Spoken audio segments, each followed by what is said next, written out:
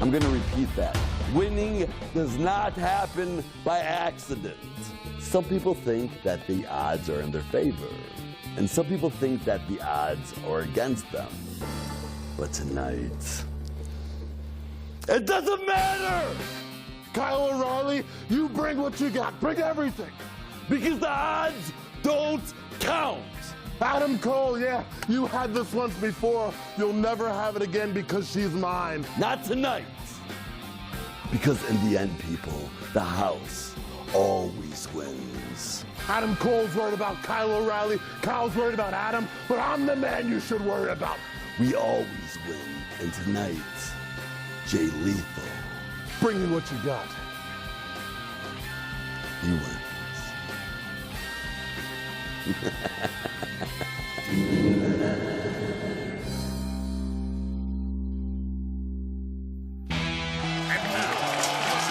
Las Vegas, Nevada. It's Ring of Honor's 14th anniversary.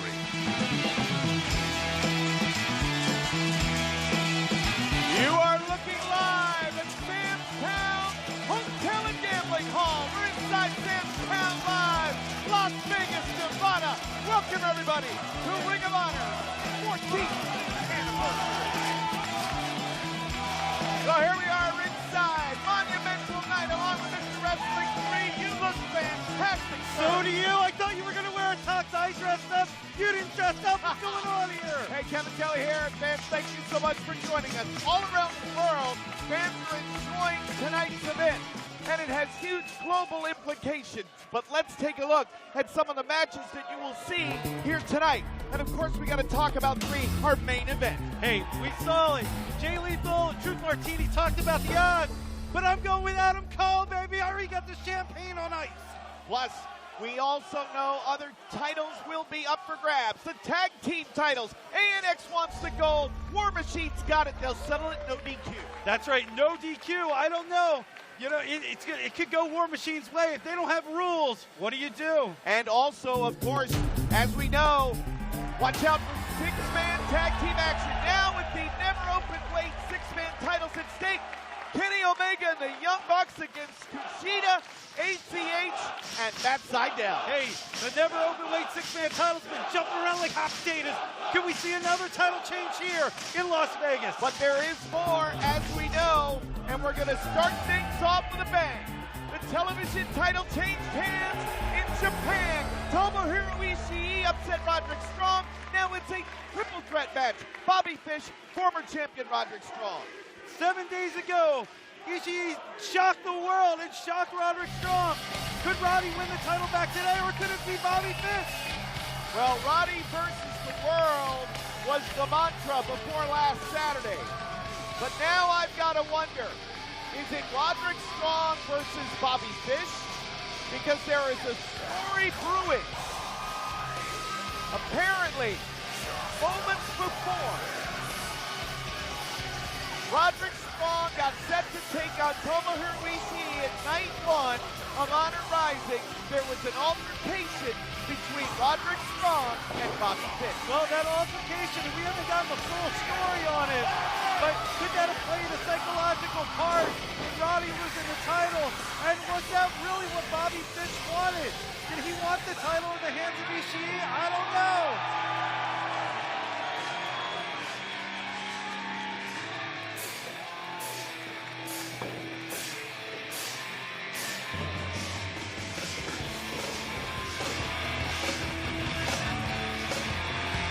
Very confidently, Bobby Fish thinks his way out. Bobby Fish, in his mind, says he beat Roderick Strong at Final Battle.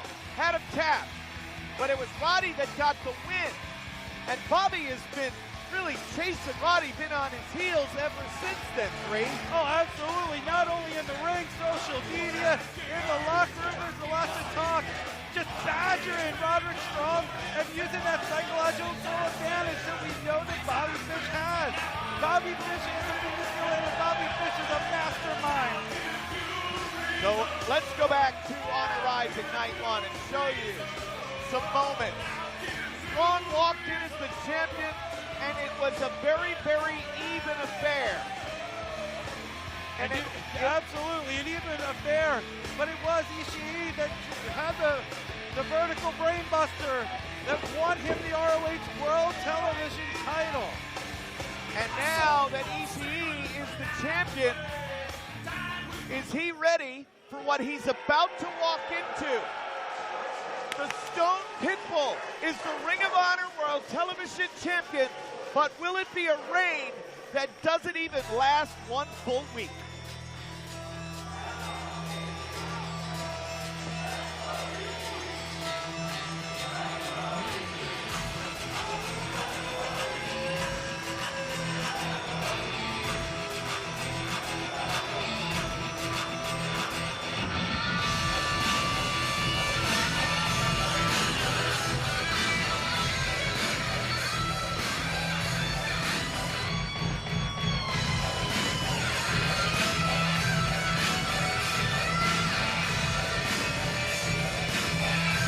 And obviously Ishii taking his time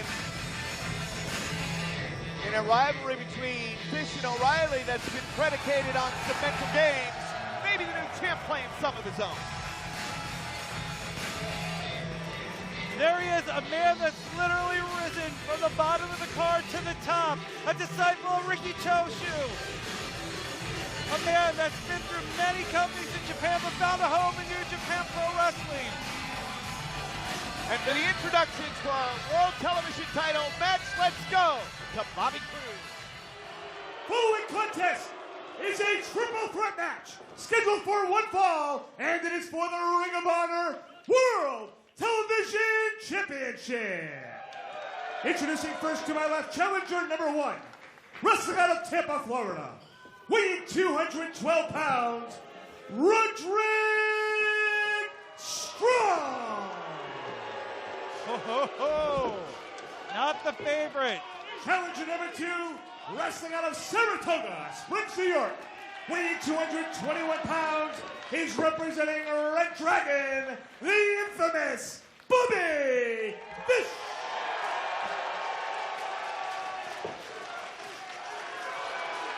Wrestling out of Kawasaki, Kanagawa, Japan, weighing 220 pounds, here's the Ring of Honor World Television Champion, Tomohiro Ishii.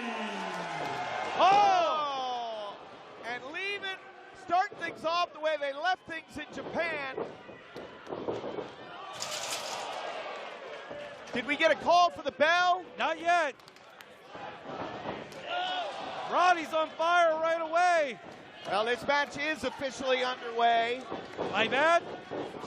Probably not my last mistake of the night. Clothesline by the champ. Of course, this match was originally scheduled to be Roderick Strong defending against Bobby Fish. But Ishii's victory 1 week ago completely changed that dynamic.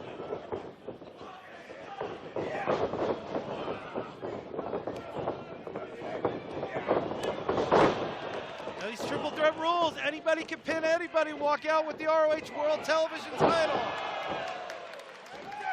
And Ishii's been in his share of fights and wars, but you can count the number of triple threat matches that he's had on one hand.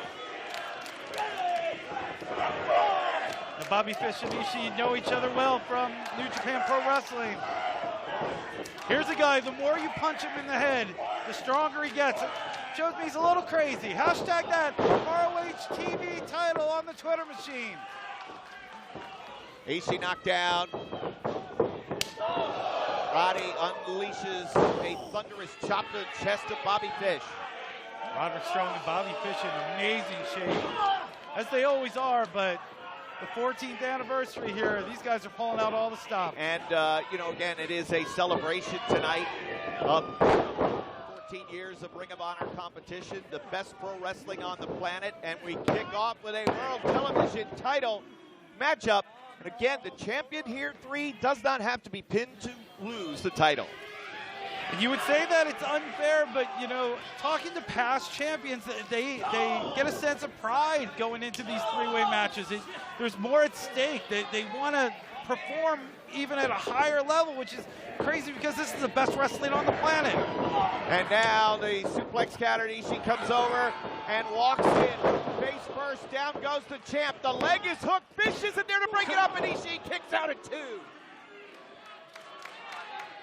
Of course, Ishii was originally scheduled to take on Hirooki Goto, and instead now Goto walks in to take on Dalton Castle later on tonight. Which is going to be super interesting, super entertaining, and for us and all the fans, super fun. Yeah, but will it be fun for Goto, who has been certainly asking a lot of questions of himself in the wake of the loss recently? IWGP Heavyweight title opportunity against Kazuchika, against Okada. Oh, you're going to make him angry. Almost leaning into the forearm to say, hit me, come on, is that the best you got? And Las Vegas loves Ishii. Ishii talked to the Tokyo press after defeating Roderick Strong and said beating Roddy was easy. And if he's the best of what Ring of Honor has to offer, Ishii said he could walk through everybody in this company. Well, that's kind of confident there. Shoulders are down 2, and Ishii kicks up. What happened to your tux? Well, you know, listen, dry cleaners being what they are nowadays, maybe not as, well, reliable. People keep asking me where I got this suit. Obviously from my closet. Power slam there. You are certainly in the Vegas mood. Mr. Wrestling 3, you look fantastic. It's my Vegas debut. Fish now sends Roddy corner to corner. These two men, as we said, in final battle. Bobby Fish had the submission hold locked in. He felt the tap from Roderick Strong, but out of the sight of the referee. Fish thought he was victorious. Roddy said it was mere strategy. He wasn't tapping out. And now Bobby Fish, down goes both men, and he almost gets a 3 count over Roddy. This great exploder used Roderick Strong's body to hoist him, throw him to Ishii, knocking Ishii down. Great strategy here by Bobby Fish.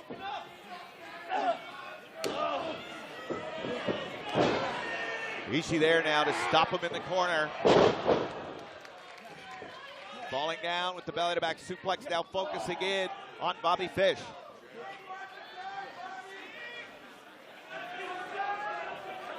Superplex coming out of the corner. Fish trying to fight it, trying to find position. Look at the strength of Tomohiro Ishii.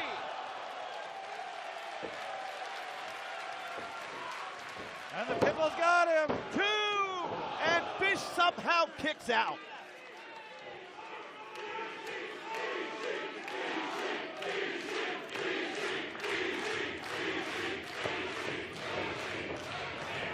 Now Ishii with a head of steam.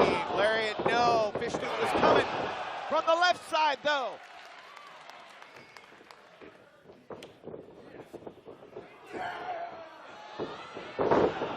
Stacks him. 2. Just enough shoulder came up. Just enough shoulder came up, according to Paul Turner.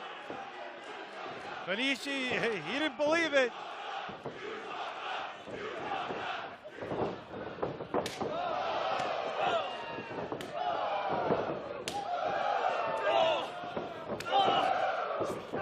Chop right in the throat. Ow. And Bobby Fish getting the better of this exchange. Dragon screw leg whip. Sends the former television champion into the corner. Headbutt square to the face, lariat. Will this do it? Might have been 3, but Roddy there to break it up. Toe-to-toe here, Ishii and Roderick Strong. Jumping knee blocks the lariat. Gets out of the way. Double knee gunbuster. Could be it. Send him up. Sick kick! Sick kick! Sick kick! Roddy will retain 2. No! So close to Roddy regaining the title for a 3rd time. Look at the quick transition to the stronghold. This is the hold that won him the television title. And Ishii with lower back issues throughout his career. Great save there by Bobby Yes, Fish. a save indeed. Roderick Strong has to know right then and there he had Ishii right where he wanted him. Goes through, caught him in the middle. Eerily reminiscent of what we saw at Final Battle. Wow, 3 hard boots to the side of Bobby Fish's head in the temple area. Bobby Fish is knocked loopy right now. Oh, the jumping knee. Ishii got out of the way of it. Roddy.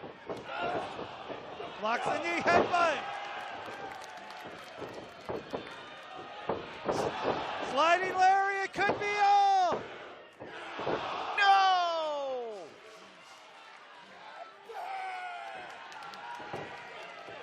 Picks him up, could it be? Vertical jump, brainbuster! Brainbuster! Brainbuster! Yes! The winner of the match and still Ring of Honor World Television Champion, Tomohiro Ishii. Well, that's 2 wins in a row for Ishii over Roderick Strong. And he retains the World Television title right here in Las Vegas in a hard-fought 3-way match. Let's take a look at the final moments here. The vertical brainbuster in the center of the ring. Caught him hard, hooking both legs. Paul Turner there for the 3. Ishii is still your World Television Champion. Ishii saying bring everybody on, whether it's Roddy, Bobby Fish, or everybody in Ring of Honor. Nothing is settled between Roderick Strong and Bobby Fish, but Tomohiro Ishii is the Ring of Honor World Television Champion. No frills, no nonsense, straightforward approach. But coming up next, a true grudge match, Mr. Wrestling 3, if there ever was one. Absolutely, Adam Page couldn't take any more. He listened to the words of Steve Corino and broke away from BJ Whitmer. And that leads us to here in Vegas at Grudge Match. Let's take you now. Show you how Page... You think it's me that's going to step through those ropes to face you? Well, let me tell you something. It's going to happen. One day, it's not going to be today, it's not going to be tomorrow, but I promise each and every one of you, it's going to happen. But BJ, I told you somebody came to me and they said they wanted to take you out. And one thing I've learned in the last 22 years of my career is always have eyes in the back of your head. You turn around and look me in the eyes. You sure you want to do that? Because I'm the man that came to Steve. And in about 5 seconds, I'm going to put this microphone down and beat the holy hell out of you. I don't believe what I'm hearing! Oh, thank God! Adam Page! All he could stomach from BJ Whitmer! Page has stepped up and become a man! Oh, but BJ fighting back. Fisticuffs. Hell yeah! Toe-to-toe! Adam Page looked his former mentor in the eyes and said, I'm going to punch you in the face. He did it.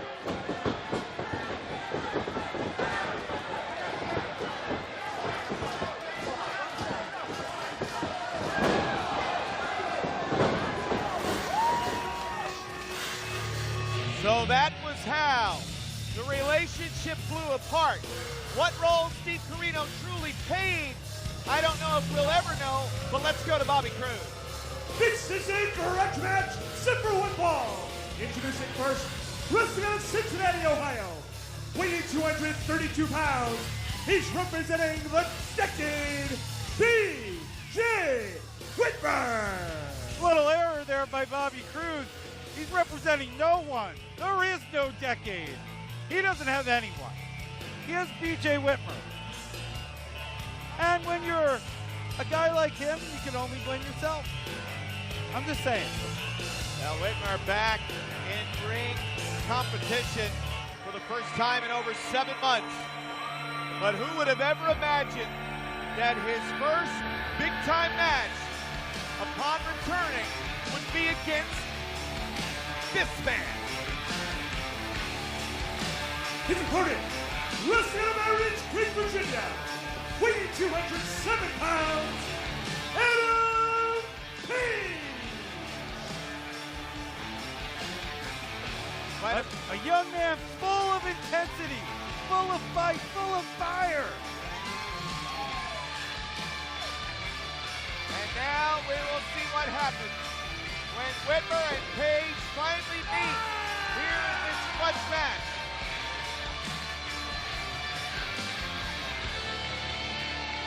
This kid is headed for superstardom. How long had it been brewing inside of him? How long had he grown tired of what B.J. Whitmer was speaking of? Oh, do you want to know the answer? Yes. I can't tell you. Let's look at the tail of the tape, because I have a feeling it's going to break loose here pretty quickly. Whitmer with the experience edge, and let's get back to action. And it does. Now Whitmer with an 8-year advantage, experience advantage over Page. There's a lot of hate in both their hearts. Well, listen, you know Steve Corino better than anybody. Why do you say that? So because you've been friends for years. Oh, so okay, tell us what's going through the mind of Page right now. Page is thinking he needs this win to avenge every bad thing that B.J. Whitmer has taught him, every bad thing that he taught Colby Corino, every bad thing that the decade has done since their inception. B.J. Whitmer is a user, a manipulator. He's done only things for himself.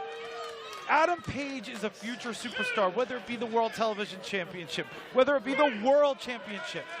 He is full of energy, full of intensity. And this man knows that B.J. Whitmer is standing in his way to get to the top. Fans using social media with hashtag Page versus Whitmer here in this Grudge Match. And certainly, Whitmer is a double tough veteran himself. As you said, he has the experience edge, and he believes that he has one more run left in it, that he has one more opportunity to get to the world title. But now, with Whitmer in the chair, Page runs right through it. Now, one of the strategies, if I was Adam Page, is I would go after B.J. Whitmer's surgically repaired knee as soon as possible. Let's get a good look at this right here. And you can see the boots of Page right up into that. The neck, though, has been an issue for Whitmer in his career as well. Oh, yeah. You say that like it's a good thing. It happens. Sweeping the legs. Whitmer now pulling Page down off the apron of the ring. Oh. Back first across the barricade. And referee Todd Sinclair is being very lenient right now with Whitmer and Page. He knows the hatred. And Bob, we'll go back to the replay here. Picks him up, belly to back style, drops him right on that railing. No give right there. What's the crowd saying? Chop across the chest. They didn't say that. They said BJ sucks. Look at that smirk. Thumbed him right in the eye. And he wonders why people don't like him. I've said before that somebody wants to produce an I Hate BJ Whitmer t-shirt, you'll sell 100,000 of them. Well, let's go into business, pal. 60-40. Did it? I don't know if that sounds fair. Vertical suplex, leg is hooked, 2. Of course, you know, did it begin for Page when he had Jay Briscoe beaten when they met in that wild matchup late in 2015? I don't know. Why? is that a question? It's like, should I give you my opinion? But what is percolating through the mind? I think it percolated way before Jay Briscoe. Neither man wanting to give an inch. Who can get the edge? I would venture to say that it could be much longer. Well, it's almost as if you may know something. Well, I am a broadcast journalist, Mr. Kelly. I do like to do my investigative reporting, my homework. Just nasty right here. I'm not just another pretty mouse face. BJ up with the back, nice, drove him down. Yeah, straight down, and the legs hooked to the center of the ring. Page kicks out, though. Page kicks out at 2. And we've said this many times, Mr. Kelly. As arrogant, as brash, as evil as BJ Whitmer is, he is an amazing pro wrestling. And you see the brace on the left knee of BJ Whitmer, of course, just coming back after tearing his ACL, returning to in-ring competition, a tune-up victory recently on Ring of Honor Wrestling Television. But Whitmer has come back. He looks to be in fantastic shape, but nevertheless, you have to wonder, will that be a factor in the outcome of this match? Well, you know, BJ's always had the confidence. He's always had that extra. He tried to play the I'm nice card, but let's talk about the problems that he has, not just the knee, but the neck. We know what Adam Page can do. We know that Adam Page would love to drop BJ Whitmer on his neck and get the win, but you know, Adam Page, much like Mad Dog Buzz Sawyer's he's got a mean streak in him a mile long. Or for our Japanese fans, 0.6 kilometers. Elbow now knocking down Whitmer. Big clothesline, and Whitmer's down. Page getting himself pumped up. Drop kick sends Whitmer hard into the corner. Very close to the ropes, and Whitmer uses the ropes there. And there's that 16 years of experience right there. Ring awareness, knowing where you're at. But you also have to wonder, listen, the BJ Whitmer fans, as few as there might be, would say, didn't Page learn a lot from his time with Whitmer? Wasn't there benefit for Page under the 16-year veteran experience? You know that sometimes you gotta graduate from school. There's only so much you can learn. Wow. Great rotation on the power slam. Page is down. And I think that tells a lot about the knee of BJ Whitmer right there. You got that great rotation on that power slam. You got to use your legs on there, the quads, the hamstrings, the knees, the calves, to get all that power to whip out. Exploder. No, countered midair by Page. But that boot just put Adam Page face down.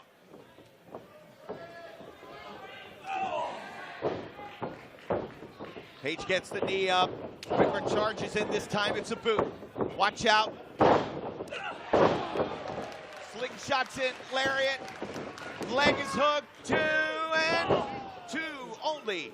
Whitmer kicks out at 2. How much punishment can BJ Whitmer take on that neck? That's going to be the question right here. Page now recharging, thinking about what he needs to do.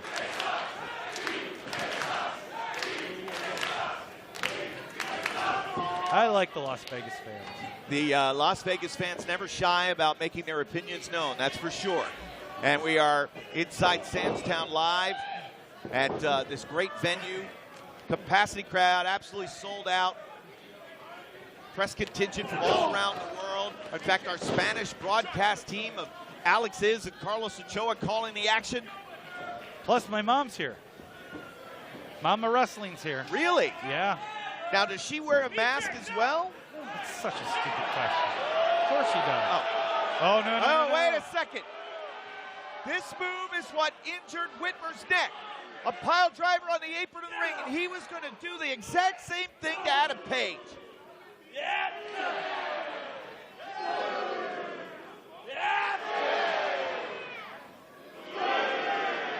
Whitmer with their strong elbows. Oh, And the boot in response from Page. Watch out, off the apron. Shooting star. And he used his head to drive BJ Whitmer to the floor.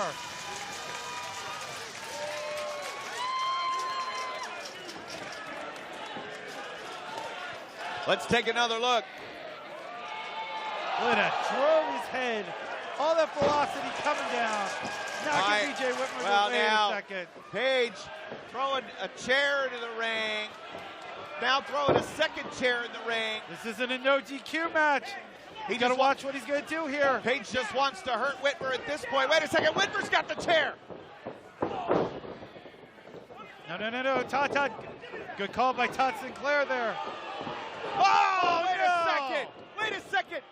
Behind the referee's back, a blatant foul, a blatant low blow, and the cradle, and a victory.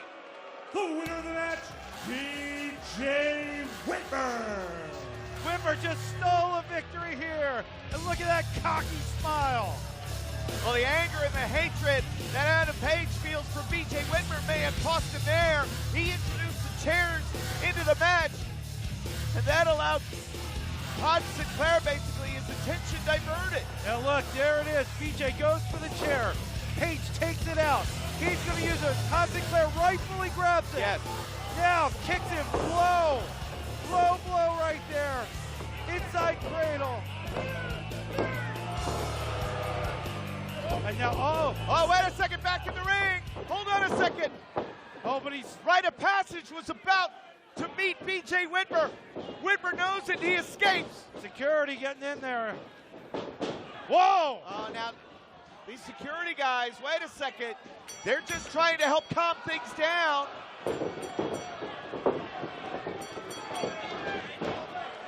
Now he's flipping out. Page is going to get himself in a lot of trouble. Rite of Passage on the security. He just sees red right now. Going to be giving away green. He's going to get fined for all that. I hope you're happy, BJ Whitmer. This is what you created.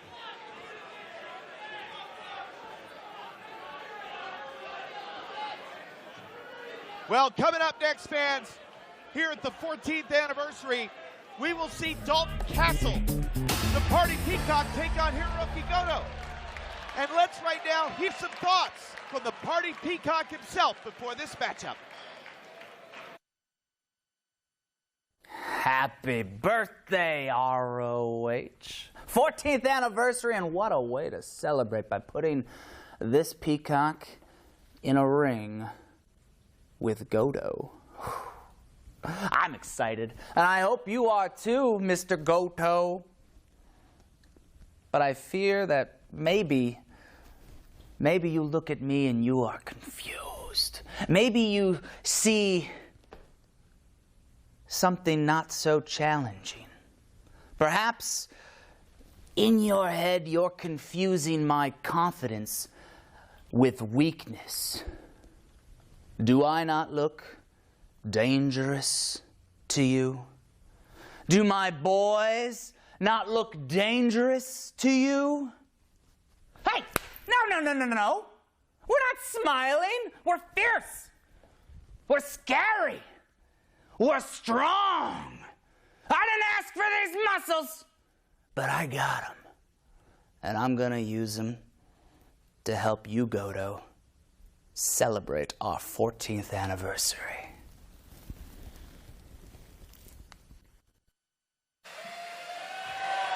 Well, quite an interesting matchup indeed. Great conflict surrounding the opponent of Dalton Castle here tonight, Mr. Wrestling 3. So much was put on Goto's shoulders. The matchup against Okada for the IWGP Heavyweight Championship. Once again, he got close, but in the end, he was denied. Denied for a record time in a row.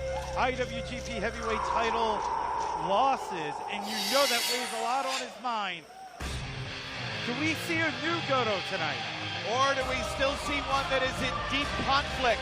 Katsuyori Shibata slapped Goto in the face at Honor Rising. And Kazuchika Okada had offered him a spot in Chaos. He turned it down. This match is set for one fall. Introducing first, wrestling out of Kawada, Mia Japan, Hirooki, Goto. Now everybody pegged Goto as a future IWGP Heavyweight Champion when he jumped from the junior heavyweight division to the heavyweight division. But he has yet to find that destiny that so many people have for him. Could a match with Dalton Castle, as crazy as it seemed, put him back on that road to the IWGP heavyweight title, or Mr. Kelly could have put him on the road to the ROH World title.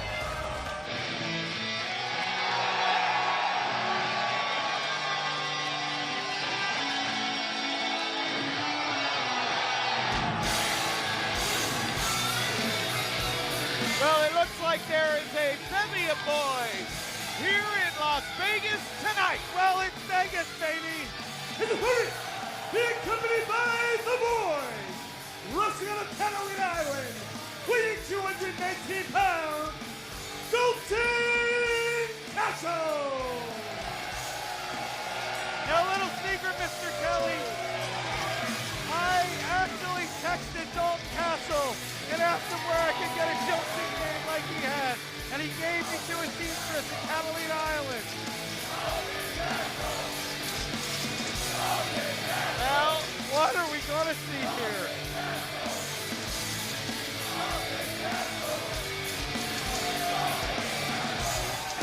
What an entrance for Dalton Castle.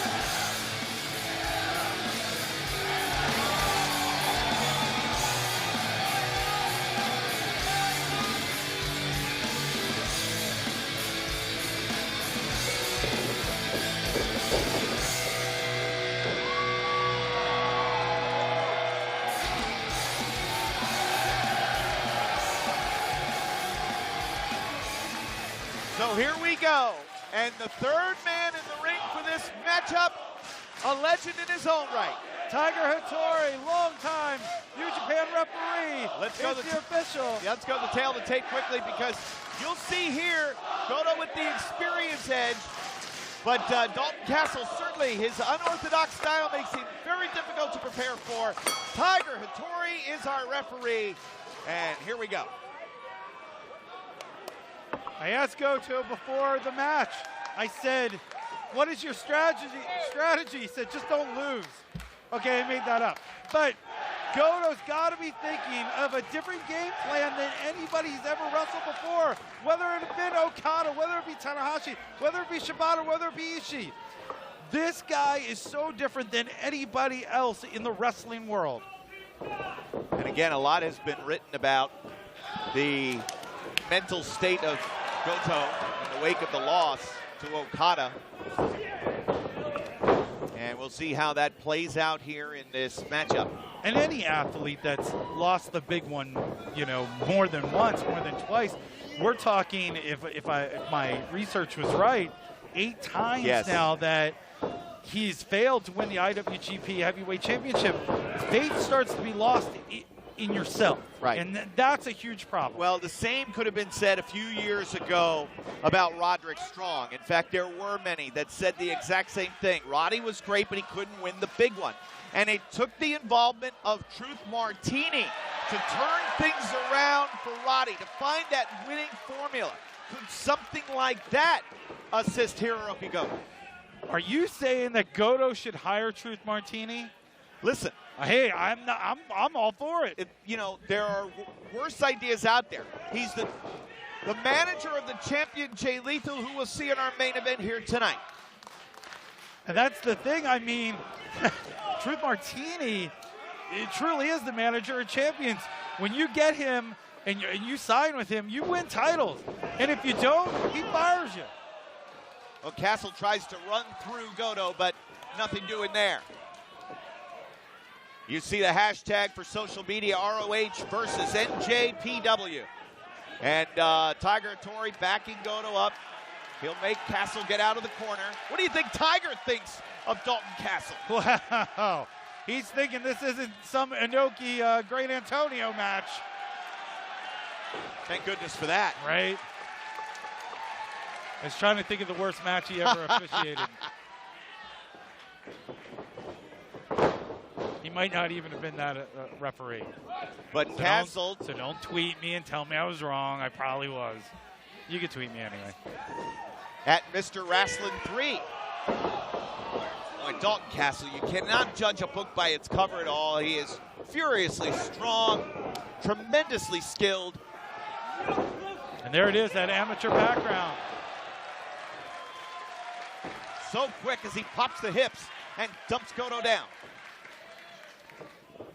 And the preparation for Castle, I'm sure Goto had to, watch tons of video on the suplexes that he throws, lightning quick suplexes. He's going to have to watch the knees in the corner. There's a pass by clothesline. And you see how quickly Goto is able to change directions. And now goes out after Castle, gets him back in. And we talked about that inner turmoil of Goto. He didn't take Chaos's offer, which, could have been the easy way out, strength in numbers maybe. But only Goto's going to know what's going to get him to that next level. And now Goto right above us. He's going to go to the top rope.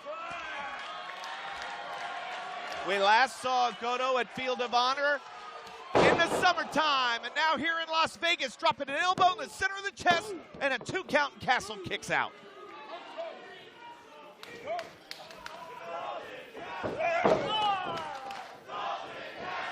Dalton Castle had great success as well. The fans really took to Castle during the Honor Rising events. Leg is hooked and Castle kicks out. Fans will be able to see matches from the Honor Rising events in upcoming weeks of Ring of Honor Wrestling Television. And that's going to be great. It was a packed Korakuen Hall 2 nights in a row. The Japanese fans, once again, took to the Ring of Honor style of wrestling with open arms, and it was great. And Tiger Hattori, very purposeful in his officiating, gets right down there and asks if a wrestler wants to submit.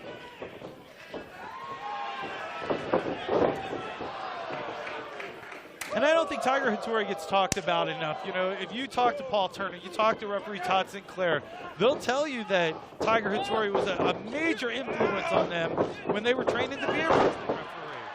Castle runs through Goto with the clothesline.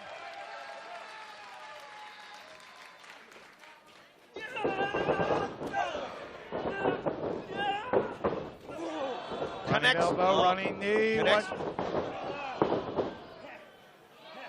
Goto stops him down. Just plucks him out of midair. Turns him inside out. Goto is down.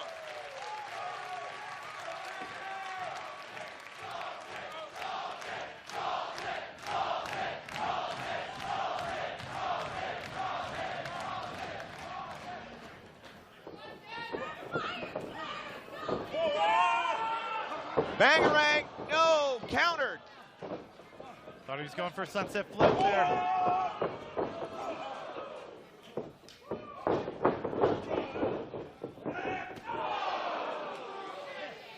Hard boot to the chest. Goto now sends Castle to the corner, follows in. Spinning heel kick.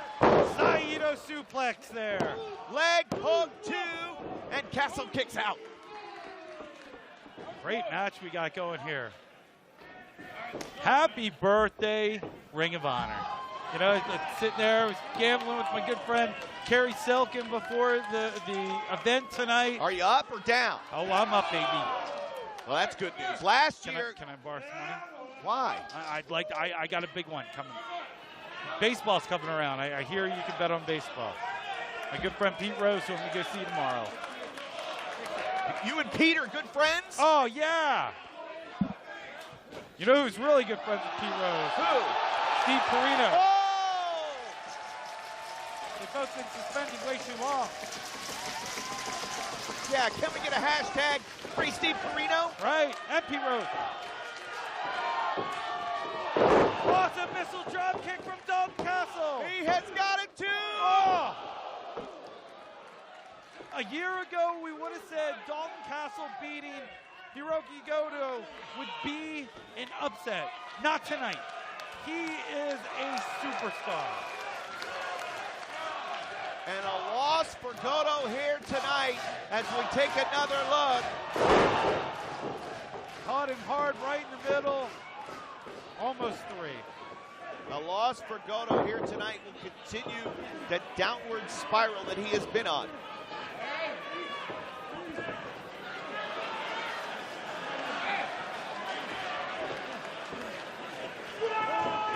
With the arm trap. What power! The bridge German 2. Oh.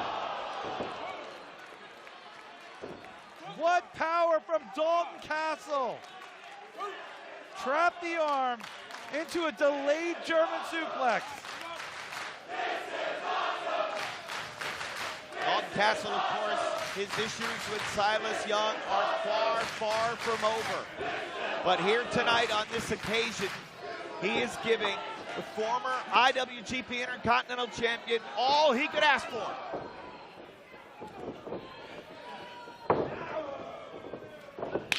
Oh, nice shot.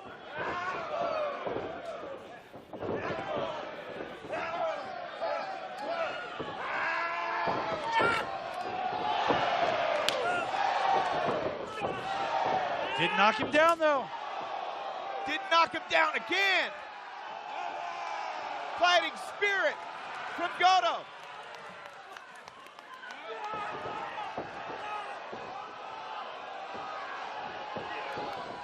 Got him. Can we be seeing that out of Adam Cole later? 2 count only. 2 count.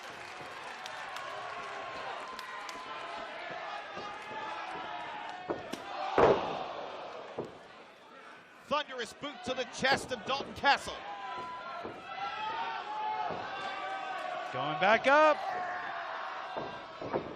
Tries to turn him around.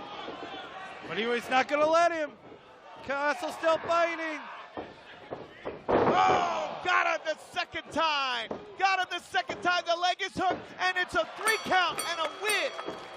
The winner match, Hirooki Goto. And Goto had to try twice, as Castle had enough strength to hold off the first time. But the second attempt got him. Shouts at guy who leads to the victory for Hirooki Goto, who at least for tonight here at Ring of Honor's 14th anniversary can celebrate in victory. But the long road back begins with 1 win. That move right there, and a 3 count.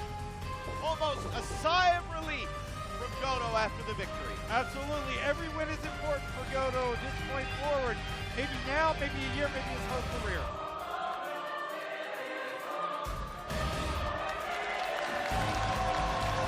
Congratulations to your winner, Hirooki Goto. 2 warriors.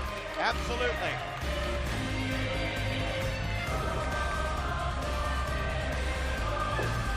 So while Dalton Castle thinks about what's next, and that, of course, is Silas Young, let's, of course, we'll talk next about Christopher Daniels versus Alex Shelley. Oh, this is what I've been looking forward to for weeks, Mr. Kelly. And, of course, let's take you back to when Alex Shelley revealed himself to Chris Sabin as the man who had donned the red mask of the KRD, giving the addiction a taste of their own medicine. And the former Motor City Machine Guns, and you can see the surprise in Chris Sabin's face. How dare Alex Shelley stick his nose in their business? Well, we wondered, was it friend or foe? But let's take you back to last week when we saw it was the addiction with a beatdown of Alex Shelley. But pay attention to Chris Sabin.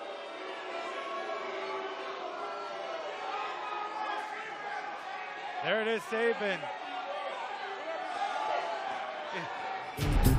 So yes, indeed, it will be Alex Shelley versus Christopher Daniels. And as we said, let's take you back to last week right now and show you what happened. The Addiction were doing a number on Shelley, but pay attention to what Chris Sabin did, or in this case, didn't do.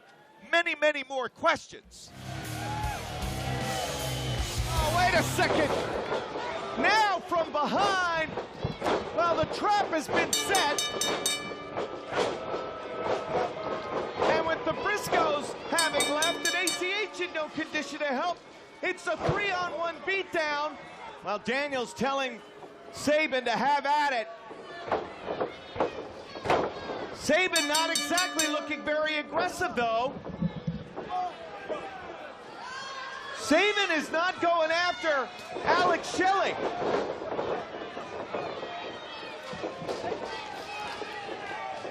Well, thankfully, ACH was able to pull Shelley out. Is there some disagreements here within the Addiction?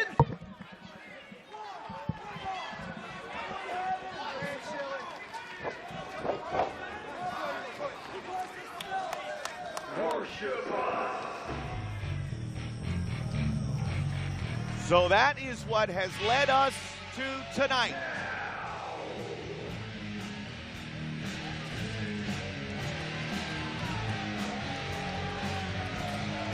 This match is set for one fall. Introducing first, accompanied by Frankie Kazarian, wrestling out of the City of Angels, weighing 228 pounds. He's representing the Addiction, Almighty Christopher Daniels. There you see the General Almighty Christopher Daniels, of course, tag team partner in the Addiction, Frankie Kazarian, in tow. But we, of course, were celebrating Ring of Honor's 14th anniversary. And as such, we have a very special guest here with us at commentary. We'll introduce him in just a few seconds. But the questions remain as to why Alex Shelley donned the red mask of the KRD in the first place. His opponent, wrestling in Detroit, Michigan, weighing 198 pounds, Alex Shelley. So Alex Shelley on his way to the ring. And fans, as we said, we have a very special guest here at ringside. He was on the very first Ring of Honor event 14 years ago, Brian Kendrick. It is great to have you here tonight in Las Vegas, my friend. I appreciate it. Thanks for having me, Kevin. Thank you very much. Hey, Frankie, how are you, sir? Thanks for having me, guys. So, of course, I know Ring of Honor has been a huge part of your great wrestling career. Sure. There's no conspiracy. Now, see, Frankie seems to think there's some kind of conspiracy. So He's a little nutso. we look forward to your thoughts. You're very familiar with both Christopher Daniels and Alex Shelley as we will go to the tail of the tape. The tail of the tape is going to show two very experienced wrestlers, Mr. Wrestling 3. Absolutely. The graphic is wrong there. Christopher Daniels broke in 1961. Oh, relax there, Kazarian. Outweighs him by 30 pounds, a little taller. The experience factor will be the key here for Christopher Daniels. But for every move that Christopher Daniels knows, Alex Shelley creates two new ones. And Brian, who would you give the edge to in a matchup here? You know, the truth is I've wrestled both these guys on several occasions. I've been lucky enough to defeat them both, but I've lost to both of them. It's a toss-up. I see, obviously, tail of tape, Christopher Daniels has the edge and experience. Alex Shelley, though, is in his prime. He's tearing it up in New Japan right now. I'm just really grateful to be able to commentate on a match of two great wrestlers. Well, we're so happy to have you here. Of course, I've known Brian for seems like his whole career. I was there in San Antonio when he got his first opportunity, yes, and your trainer Shawn Michaels was sitting at the gorilla position like an expected father watching his 4 sons go out there and tear it up and earn themselves contracts. Yes, sir. I've been there for a lot, too. Well, you know, Mr. Wrestling 3. Yeah. Wait a second. Now, you said he broke in 61, Daniels? Who, Daniels? Did I say that? Yes. I could be wrong. Yeah, I think you were. But I was there for a lot of firsts with Spanky there. That is true. That is true. Mr. Wrestling 3 and I spent a lot of time together at 0-1. First the Irish whip, and Daniels into the corner. Comes out, gets backdrop for his troubles. Now, Alex Shelley has said that he and Sabin pioneered a lot of the great moves and action that we see nowadays. What do you think about that? I think that's a direct insult to Christopher Daniels. Christopher Daniels, to me, is a guy who first really implemented a combination of the American, the Japanese, and the Mexican styles. I'd give credit, if I'm going to give it to one man, it would be Christopher Daniels. It's a fair point, and now with Shelley in the corner. Oh, size 10 on the ding-ding does not feel good. I'm surprised that Don Sinclair lets that go, but that drop kick frees Christopher Daniels from the Tree of Woe. Now, do you think Kazarian on the outside, Brian, is going to be a factor? Do you think that Alex Shelley should have brought ACH to even the odds? Undoubtedly. All it's going to take is one second of a distraction of Todd, and Kaz can step right in. Which he has on many occasions. Yeah, no doubt. Many occasions indeed. And of course, Chris Sabin, conspicuous, I would say, by his absence as Daniels gets chucked to the outside. And certainly the questions still remain about what does Sabin feel about Alex Shelley in his return to Ring of Honor? And the referee didn't see that right there. He heard it, though. And exactly to your point, Brian, with the opportunity, Kaz jumped on it. Uh-oh. A rare mistake there from almighty Christopher Daniels. Oh! Throws him over the top rope now. Shelley's got both Daniels and Kazarian down.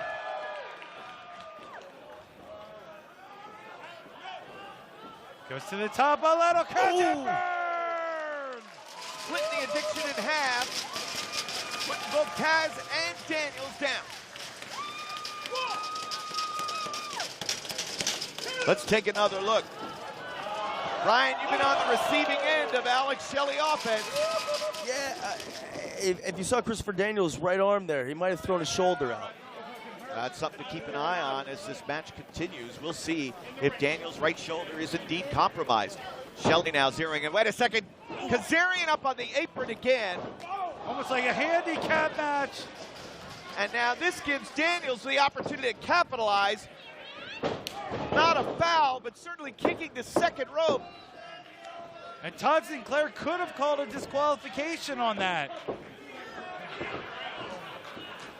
Thin line right there. I think that's that experience edge. Yeah, absolutely. Right, certainly over the years, Ring of Honor has changed and evolved and morphed in many different ways, but I think always stayed true to its roots. Yes. Would you agree? I agree 100%. The one constant that hasn't changed is people that are passionate about professional wrestling. Since day one up until now, the 14th anniversary, these are guys who are willing to risk their physical well-being. They're giving up time with their family.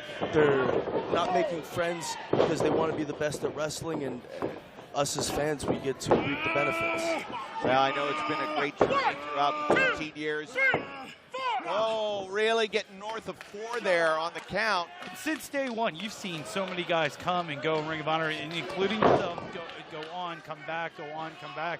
Now, what do you think is the key to success for Ring of Honor? Is it just the great professional wrestling that they produce every week, or is it just the all-around aura? I think it's the passion here is unmatched. The passion. STO now. Shelley kicks out at 1.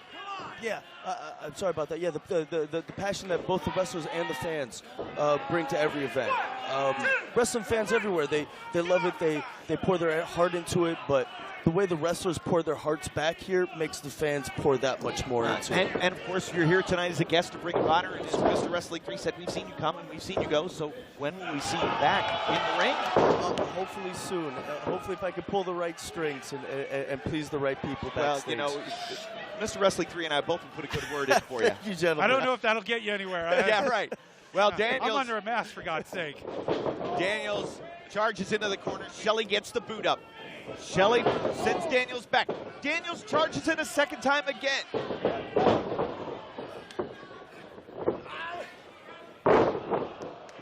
Buster there, his own variation. Look at this. Wow, right on the back. Look at him pulling on him. Look where his hands are, on the nose. Hard to breathe now over the eyes. Unable to see how close he is to that bottom rope, but having to do it by feel and realizing that he is indeed close enough to get to that bottom rope. But did you see the pressure on the neck, the traps? There's a man in Kazarian who's certainly been an influence in the matchup so far.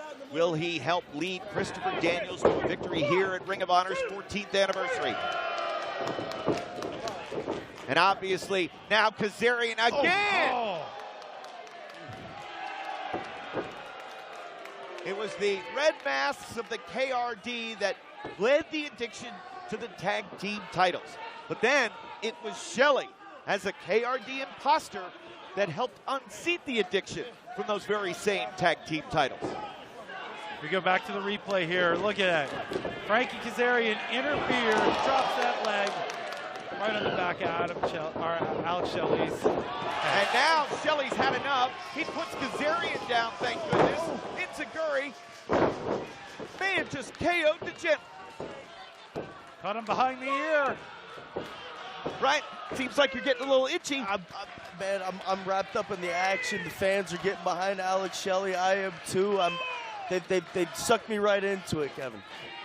And now Shelley pulling himself at what an important moment this would be for Shelley if he's able to defeat Daniels here. Knocked down with the elbow. Clothesline. Shelley with the advantage. Oh! To the top of the head. Daniels is down. All the momentum is on the side of Alex Shelley. And now Kazarian, come on! This has got to be, this is too much now. Kazarian has to get off the apron. Oh! Face first goes Daniels. It's like he's fighting two men in this match. Beautiful cross body off the top, and less than half a count away from a win for Alex Shelley. Shelley measuring him up. Nice punt. Schoolboy, this could be it. Nope. Clothesline to the back of the head. Daniels can find so many ways to win. Has he done it? Shelley kicks out. Shelley kicks out again. And a rare mistake there by Christopher Daniels, not hooking the leg. Of course, Alex Shelley uses that sliced bread move, Brian, that has led you to so many victories throughout your career. Yeah, Alex Shelley and I go way back. He and I have been friends for over 10 years. He and I have been studying each other. One of my favorite matches of all time is wrestling against him. Oh, best moonsault ever. Shelley gets out of the way. Super kick. And almost right on cue. Well, wait a second. Now it's going to be 3-on-1 the here. Bullet belt, the bell to bullets, and now Saban's going to prevent Daniels from making a mistake.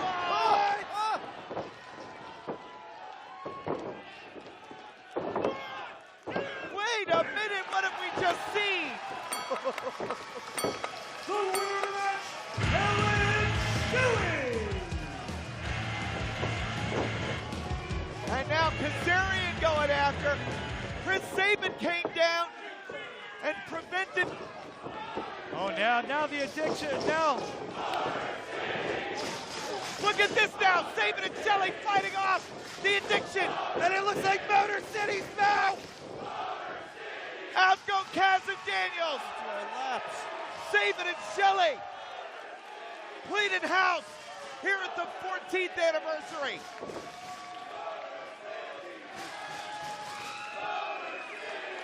Sabin and Shelley.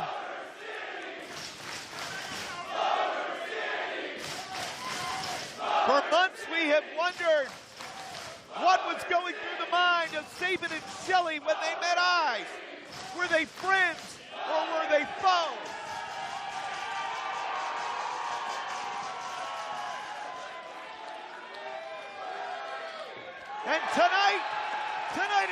14th anniversary, we finally get our answer. Sabin and Shelley reunite. The Guns are back!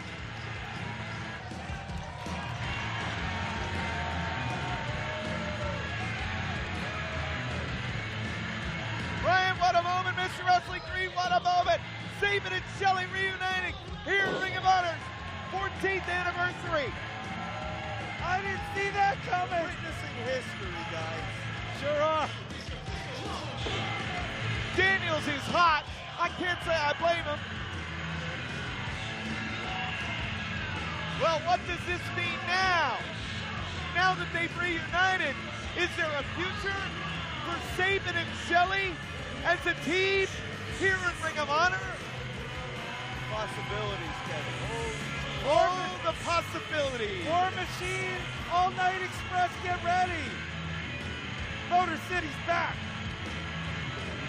Fans all around the world celebrating as Chris Sabin and Alex Shelley have reunited. When fans talk about tag team action, we got one hell of a war coming up next. Oh, I can't wait to see this Tanahashi and Elgin against the greatest team in Ring of Honor history. And of course, this match took place, and the match was made after Unbreakable Michael Elgin issued the challenge to the Briscoes. Let's go back in time, and then we'll hear from them boys. Indeed. Oh, and Elgin loads up. Wait a second. Here. Backside, two. Go!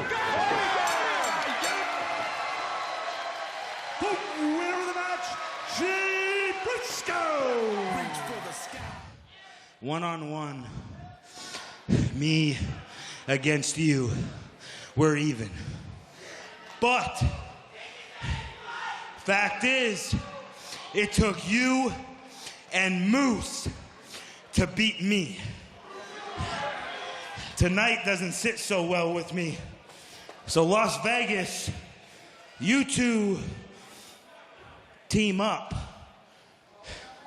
And you wrestle me and somebody who I have their back and they have mine. Them boys against Elgin and Tanahashi.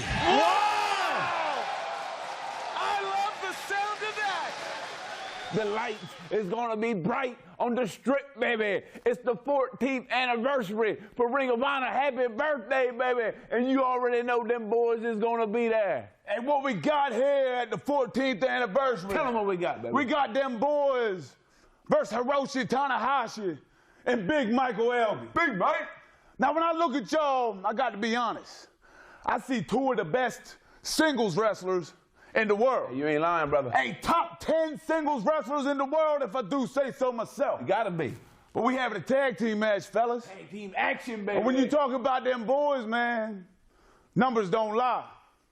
Numbers don't lie, man, and if you ask me, we talking top 5, dead or alive, hands down. Tag team match, Tanahashi, Elgin, 14th anniversary, man. Here, Ring of Honor, 14th anniversary, what you think it's gonna be, man? What you think it's gonna be? Bring your ass, boys. We're gonna see y'all in Vegas. Fans have been anxiously awaiting this tag team matchup since the challenge was issued and accepted. This match is a tag team match, simple one fall. Introducing first, wrestling out of Toronto, Ontario, Canada, weighing 267 pounds, unbreakable Michael Elgin. Big Mike? Ha ha.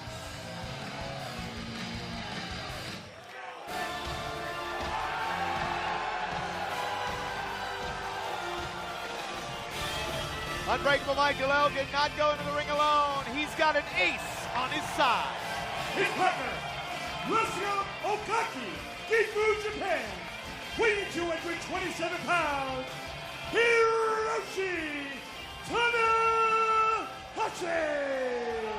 In the pre-show to Wrestle Kingdom, Tanahashi taught me some of the magic of the air guitar, He's great at it. He's a rock and roller.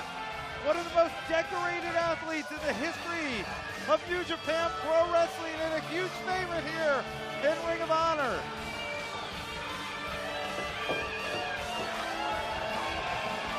And myself and my And our Spanish compatriots tonight spent a few moments with Tanahashi this afternoon. Tanahashi, very good at speaking Spanish as well. Had quite the conversation with Alex and Carlos. A lot of Japanese wrestlers are very fluent in Spanish. Years ago when I was doing a lot of tours, Super Crazy was a translator for a lot of Japanese wrestlers because they knew Spanish.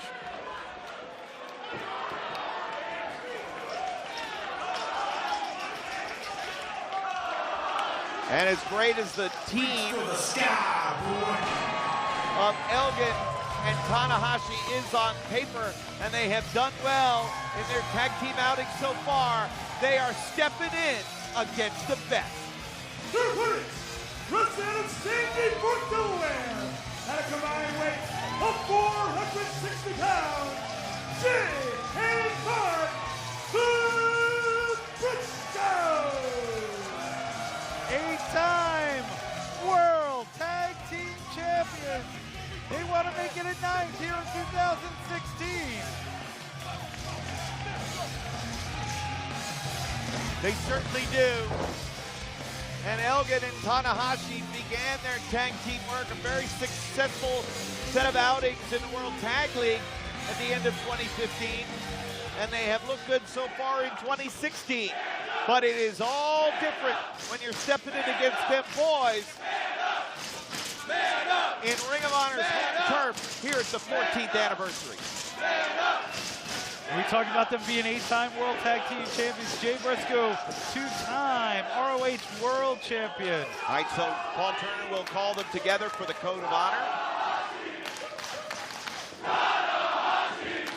Fans following along on social media use the hashtag ROH versus NJPW. Tanahashi refusing the Code of Honor. Very interesting. Arrogant.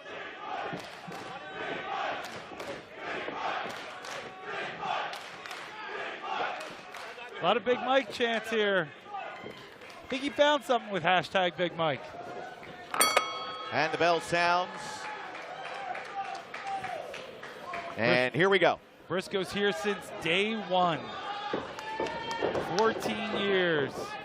Mark too young to compete on the first Ring of Honor show. Darn you, Pennsylvania State Athletic Commission. What was that commissioner's name that used to come to the show? Frank Talon. Oh, I miss old Frank. Great Frank Talon. Of course, Elgin and Jay Briscoe, no strangers at all. It was the finals of Survival of the Fittest back in November where Elgin got a victory for Jay to win. He claimed that title shot, did Elgin, at Wrestle Kingdom on January 4th. On that very same event, the Briscoes and Toriano teamed up to be crowned the first ever never openweight 6-man tag team champions. And those titles will be defended tonight against the new champions, Kenny Omega and the Young Bucks. A lot of hot potato with those titles lately. Kerry Silken, as you see him making his way back down towards the ring. Ambassador of a Ring of Honor.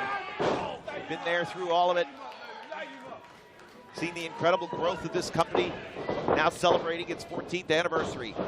And the strength of Elgin right there. Jay Briscoe's no small man.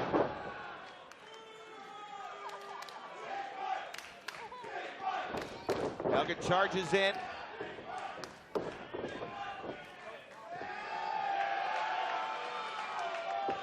A lot of people already touting perhaps a future for the IWGP Heavyweight Tag Team titles in New Japan for the team of Elgin and Tanahashi.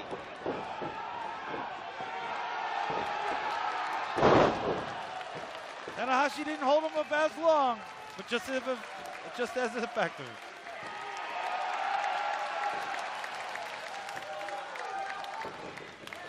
Now, you were talking about the IWGP Heavyweight Tag Team titles for Tanahashi and Elgin. What about them going after the ROH World Tag Team titles? Hey, listen, that is something to watch for as well, because we know the commitment that Ring of Honor and New Japan have to continue this working relationship. It's only going to get stronger and deeper So anything is possible. Now, something to keep in mind, Tanahashi, his right shoulder. He was attacked by the Young Bucks and Kenny Omega. Shoulder was injured. Which led to Kenny Omega winning the IWGP Intercontinental Heavyweight title. Yeah, and talked to Tanahashi, as I said earlier today. He said, shoulder is fine. Thank you for asking.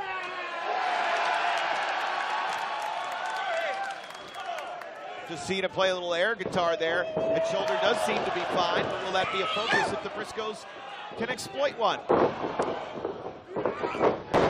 Nice deep arm drag there. Tanahashi with amazing hair, only second to Adam Cole. Devotee, of course, Tanahashi is of Tatsumi Fujinami, a man you know very well. Absolutely, Dragon Fujinami. Yeah, I was there when he broke in. Segaguchi, Inoki. We age different in parts unknown, if you're wondering. I was just going to say, you don't look nearly old enough to have been there. Oh, we age different. We're like dogs.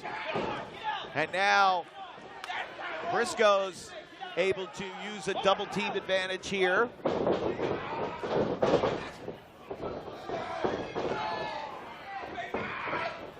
Oh, the blockbuster off the corner. And now it's Jay Briscoe and Tanahashi. Former two-time Ring of Honor World Champion, former IWGP Heavyweight Champion.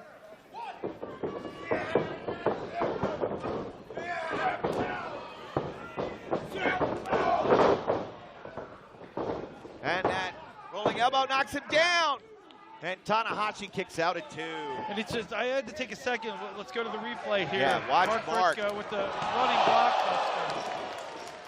I wanted to take a second to soak in two of the most decorated stars, one of New Japan Pro Wrestling, one of Ring of Honor, in the ring together at the same time. Well, God, again, I love pro wrestling. You know, the ace of New Japan, of course, is Tanahashi, and has been.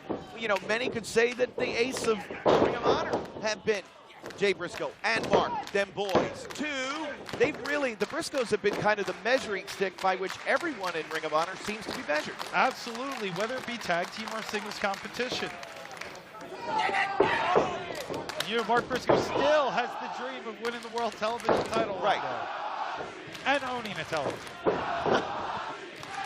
They don't get good reception there in Delaware. Well, Sandy Fork, of course, a little different than Parts Unknown. Oh, Parts Unknown's paradise. Is that on the Big Island? It's close. Tried to send you a get well note when you were under the weather recently. It came back undeliverable. I got to double check your address. Hey, email. Elbow knocked down. Tanahashi is down, and a near fall scored. Could have sent me an e-card. So impersonal. Nothing better than a nice handwritten note. Going for Uranagi there.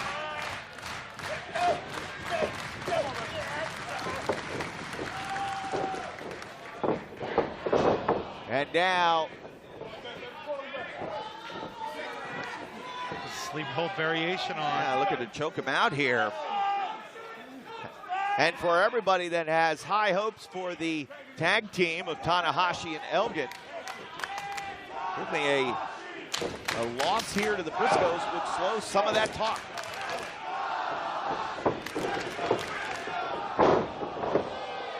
Death Valley driver, now the tag. ROH 14th, that's the hashtag. Another one from the man that's been here since day one. Elgin breaks up the pin.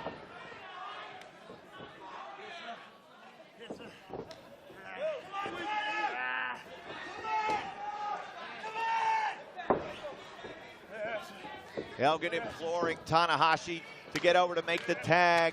The Briscoes are doing what they do best, cutting off the ring, in and out.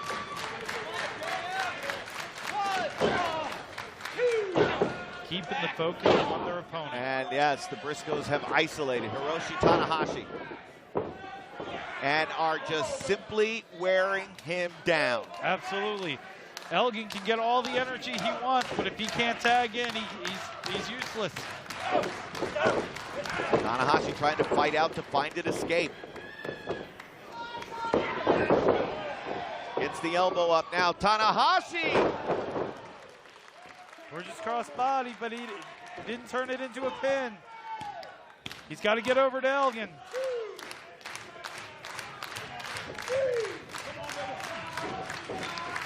And the tag is made.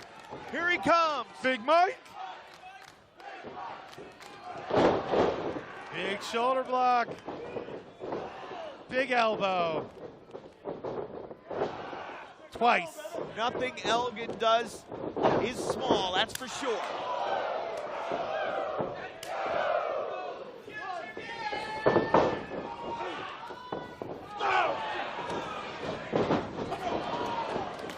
To the back of the head after knocking Jay down.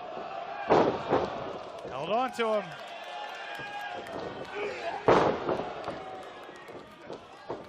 Trying for the third, but Jay realizing he's got to come in and do something to stop it. Wow. With authority.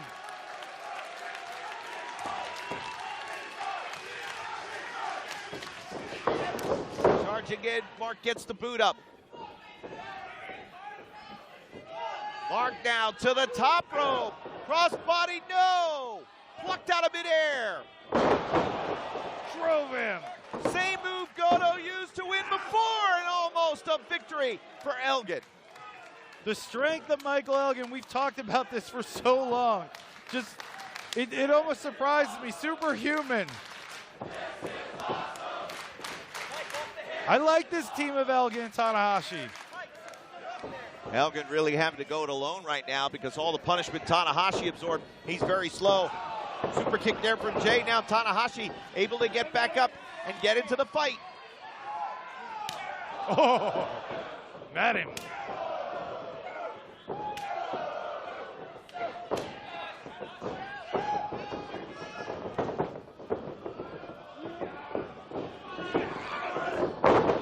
Elbow, German suplex combination there. High fly flow, no, Jay Briscoe knocks Tanahashi down. Not with a boot in your teeth.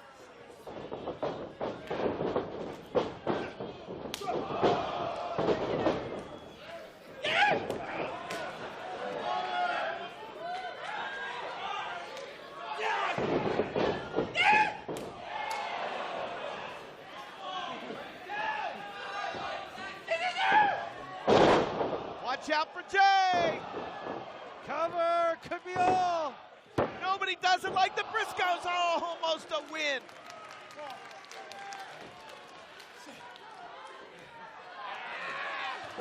Now the Briscoe brothers looking to put away Elgin.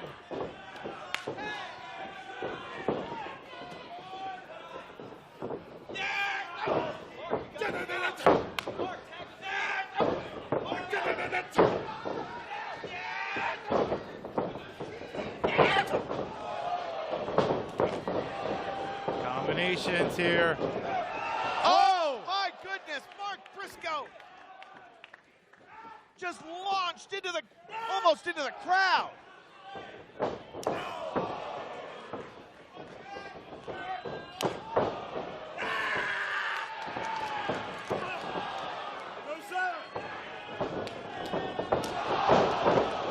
Big Mike with the response.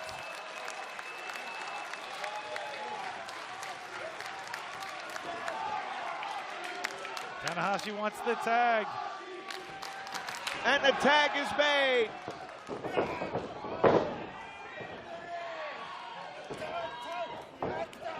Uppercut forearm. Staggers Jay back to the corner. Watch out for Mark, though. Hard to control the emotions. Both teams want to win so bad. Dragon screw leg whip there on Jay.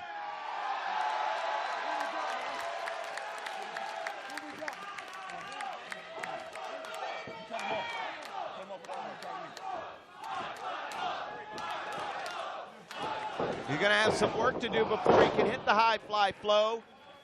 Took a little too much time there. You have to stay on the Briscoes. Briscoe's moving so effectively here tonight as a team.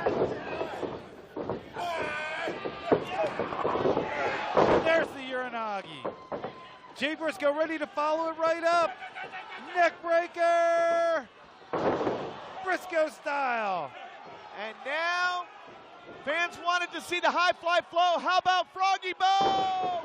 Froggy Bow! Oh! I can't believe it.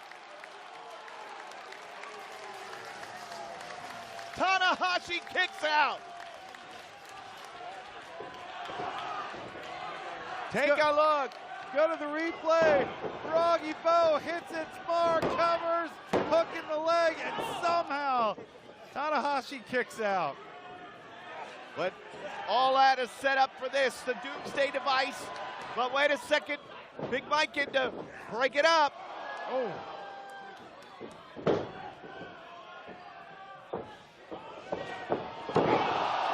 Dumping Jay on top of Mark in their own corner.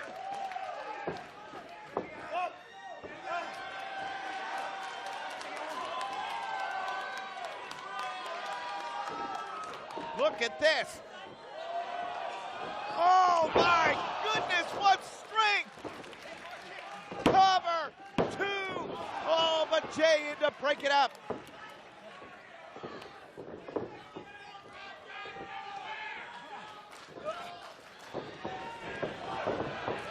Flick blade.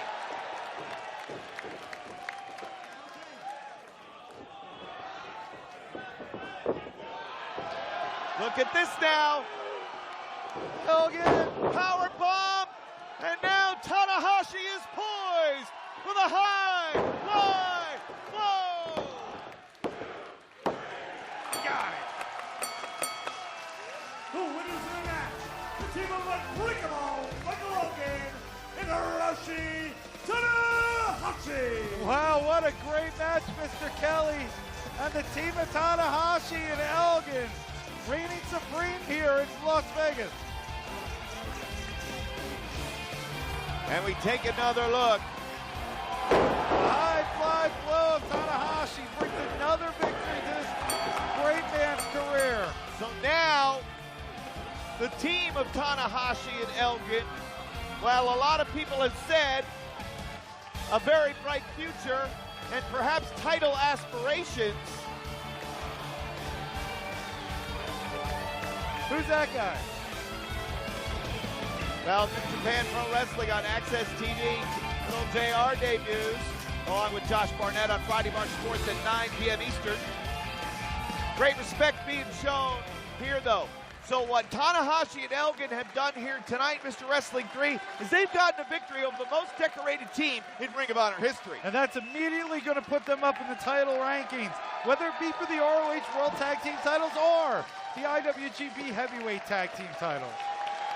Well, Makabe and Honma better be thinking about stuff. But again, talk about greats. Talk about the best. Coming up next, Moose takes on Okada. And you've got to look at what Stokely Hathaway has done here so far, putting the challenge out for Moose to take on Okada. Absolutely. You want to talk about Moose as a guy with the least amount of experience taking on the IWGP Heavyweight Champion, and it's all for Moose's experience. Stokely said that 2016 is all about Moose gaining all of that experience, and that's what he's doing. Every match he's getting better and better, but tonight he's facing arguably the best wrestler in the world. Most certainly. So is Moose up to the challenge? It's time to find out.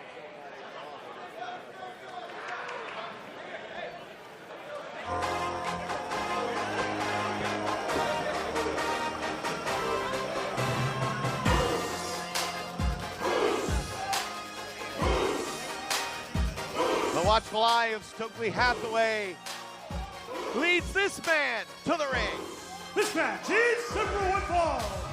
Introducing first man, accompanied by Stokely Hathaway, wrestling out of Washington, D.C., weighing 300 pounds, Moose.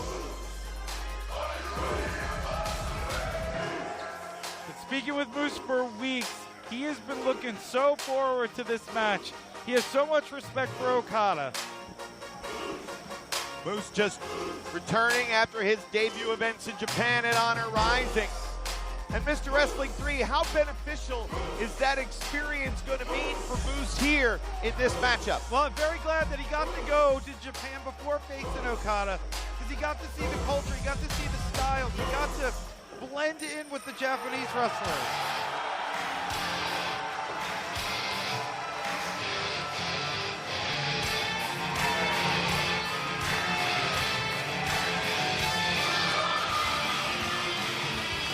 Well, we might be in the desert, but this man is getting ready to make it rain. His opponent, being accompanied by Gedo, wrestling out of Enjo, Aichi, Japan, weighing 236 pounds. He is the IWGP Heavyweight Champion, the Rainmaker, Kazuchika Okada. The biggest professional wrestling star in Japan right now.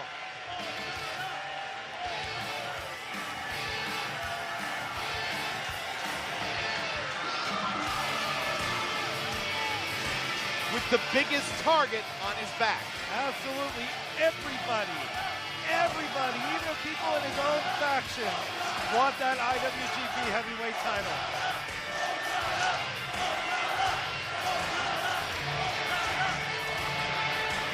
So it's Moose versus Okada here at the 14th anniversary.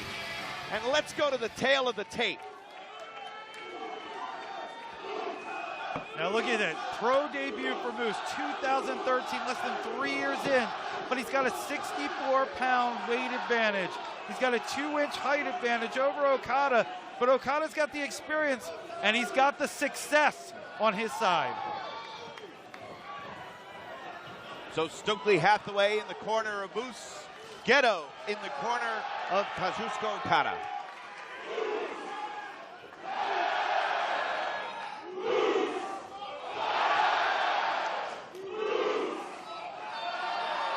And you can see the hashtag for Twitter, Moose vs. Okada.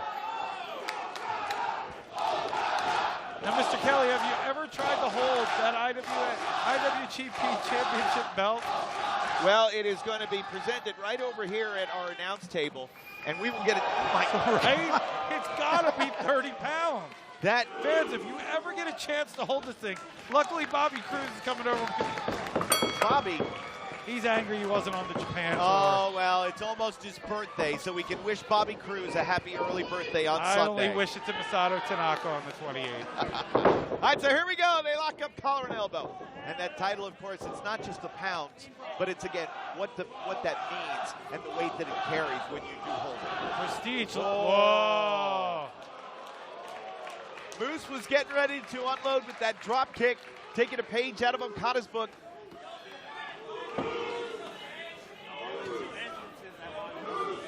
Moose, the former NFL football star. Okada go behind. I've said it many times. He's gotten better with each match.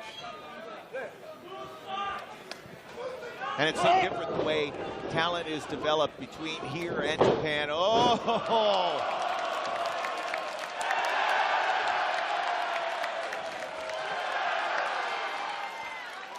Now, Moose usually a fan favorite. He's going to have to watch himself here.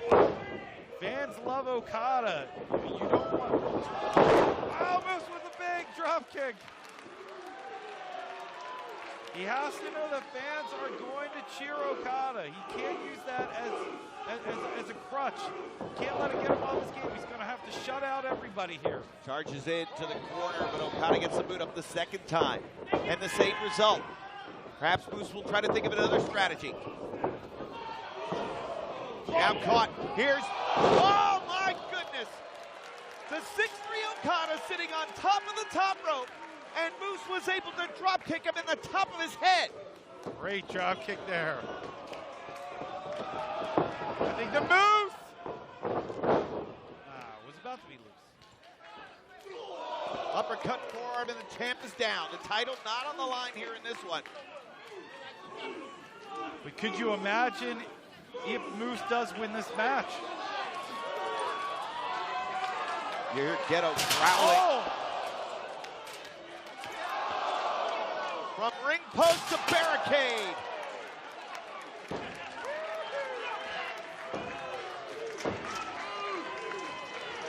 Let's take another look at this, Mr. Wrestling 3. When that dropkick hits Okada in the forehead with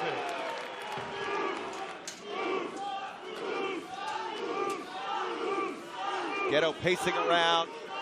Very upset right now. Stokely Hathaway looking very confident. And Dalton. Oh, no! Moose flies over the barricade out to the front row. Watch out for Okada! Crossbody!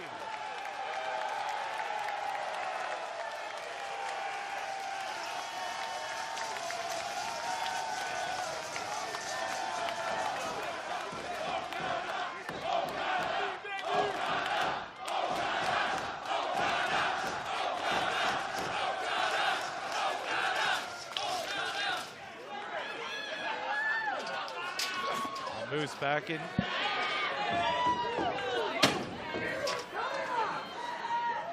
Okada looking in full control there. Once again, hashtag Moose versus Okada. And there are a few athletes who could boast the athleticism of Moose, but same could be said for Okada.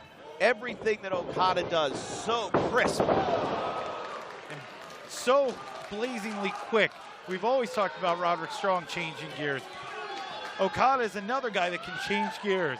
Where you think you got going nice and slow, and all of a sudden he puts it into fifth gear and you're in trouble. What do you think the win for Kazuchika Okada over Hiroshi Tanahashi at this year's Wrestle Kingdom, what do you think it meant to Okada? Certainly it was more than just retaining the IWGP Heavyweight title. I think it showed the fans more than anything that Okada was the real deal. You know, maybe he won the title on a fluke the first time, maybe the second time. Here comes the third. But defeating Tanahashi at Wrestle Kingdom really solidified his legacy in New Japan Pro Wrestling as the top guy. And you know how hard it is to be a top guy. You know, there's different tiers in professional wrestling.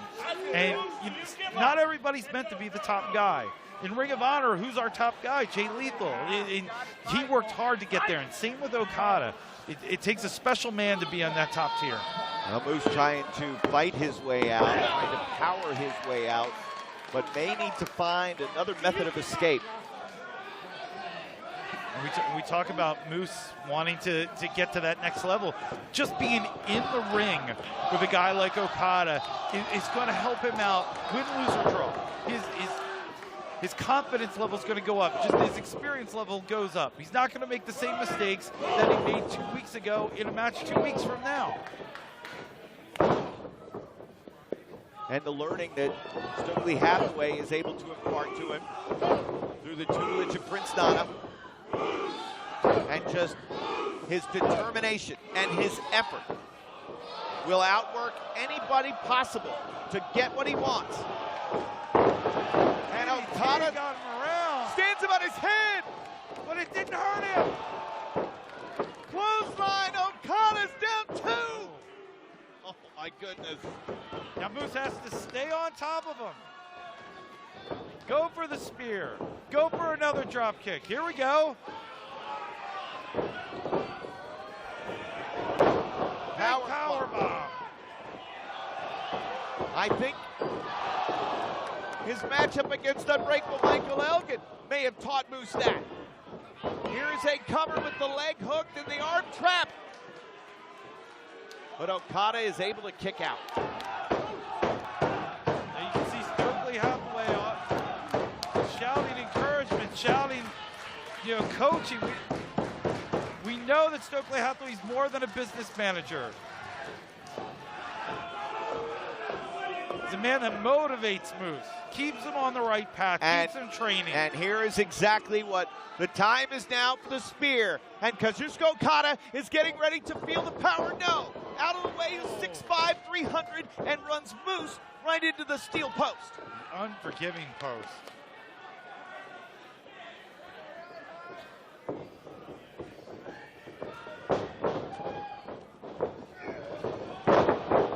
Great strength of Okada to get him up.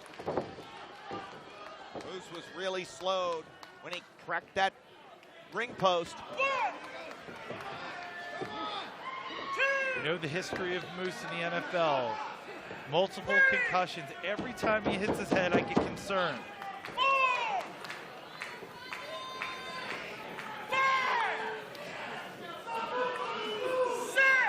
Tatsu Claire up to 6 as the hashtag Moose versus Okada.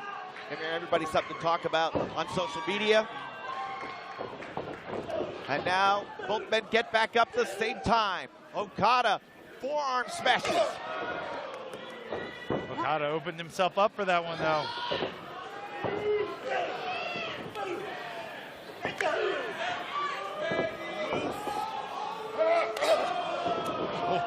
Ripping right hand, but Okada won't go down.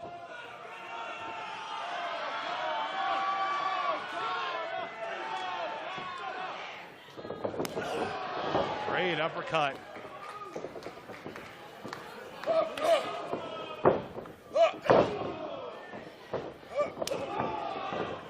There's an uppercut from Moose.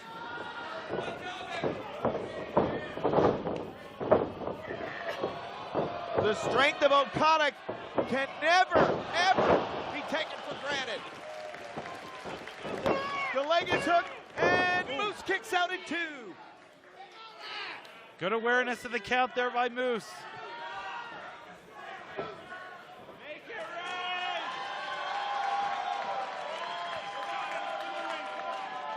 Now Okada to the top.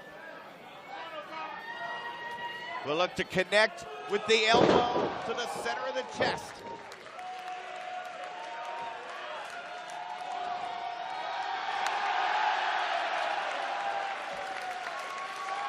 Sorry, I had to.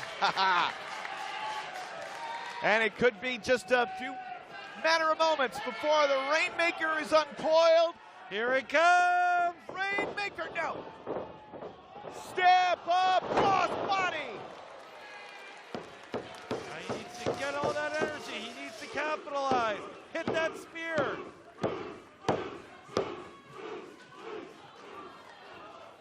Okada, slow. All the work, all the preparation. Oh, oh, oh, oh no, you didn't. Spear, no, out of the way. Rainmaker, no, countered again. Wait, Moose gonna do it. Oh, drop kick from Okada.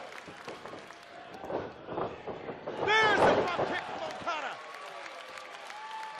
Arguably the best drop kick in the industry. Rainmaker!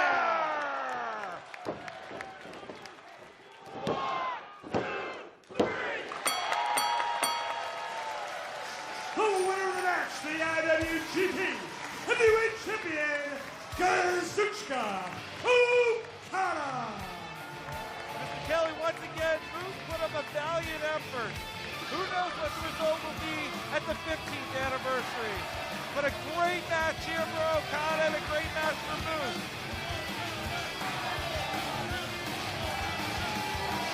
Let's take another look. Okada, the Rainmaker connects.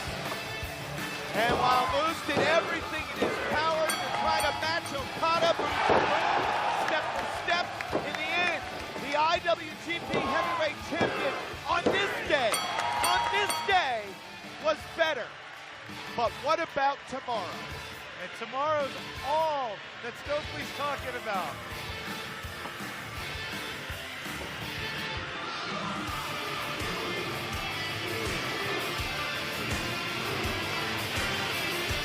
Great respect shown by Okada to Moose.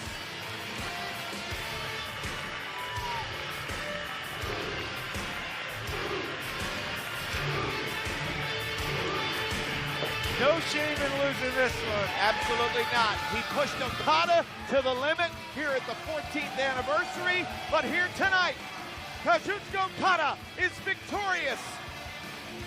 The Rainmaker with the victory.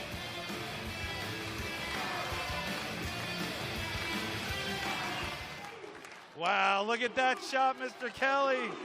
Right outside Sam's Town Hotel and Gambling Hall, and we are inside here at Sam's Town Live. What a night here for the 14th anniversary. So excited to be here. Don't I look great? Don't I look great? You look tremendous, and it has been a fantastic night as Ring of Honor celebrates its 14th anniversary. Everything has just been picture perfect. It sure has. I mean, we saw a great World Television title match, amazing moves, and Okada. We saw the reunion of the Motor City Machine Gun. But what about what we're about to see next? Hold on to your seats, fans. This one's going to get wild. Well, I mean, again, there's probably no better way to celebrate the 14th anniversary. Well, with a party. Well, not just any party. A super kick party! That's right, fans, because coming up next, we've got the never openweight six-man tag team titles on the line as KUSHIDA, ACH, and Matt Sydal will take on Kenny Omega, and the Young Bucks Bullet Club is in the house. They are the Elite.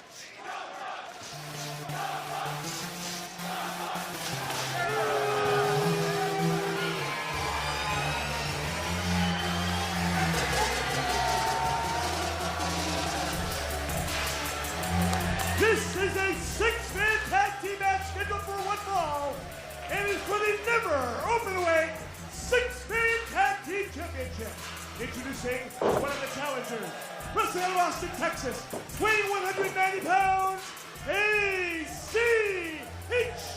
Anime character Goku represented by ACH here on this night. Like the cartoon? Well, again, you show your age if you refer to it as a cartoon. We age different than you guys.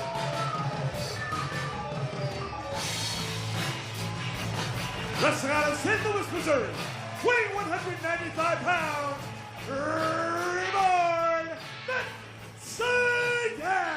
Looking to add some more hardware to the collection. That's right, recently added the IWGP Junior Heavyweight Tag Team titles to that impressive resume.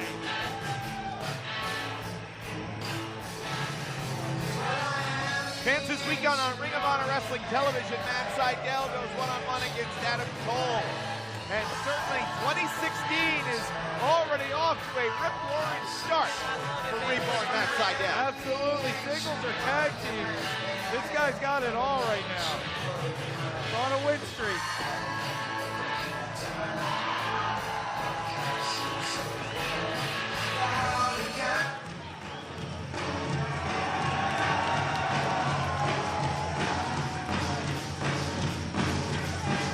Born to do it.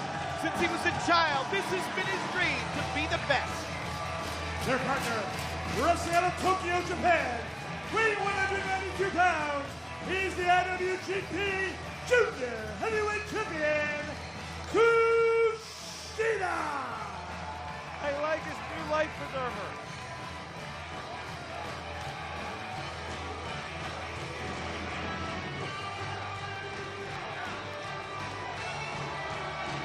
After capturing the IWGP Junior Heavyweight title from Kenny Omega at Wrestle Kingdom, KUSHIDA said to me at ringside, tell everybody in Ring of Honor I'm looking forward to coming back. Oh yeah!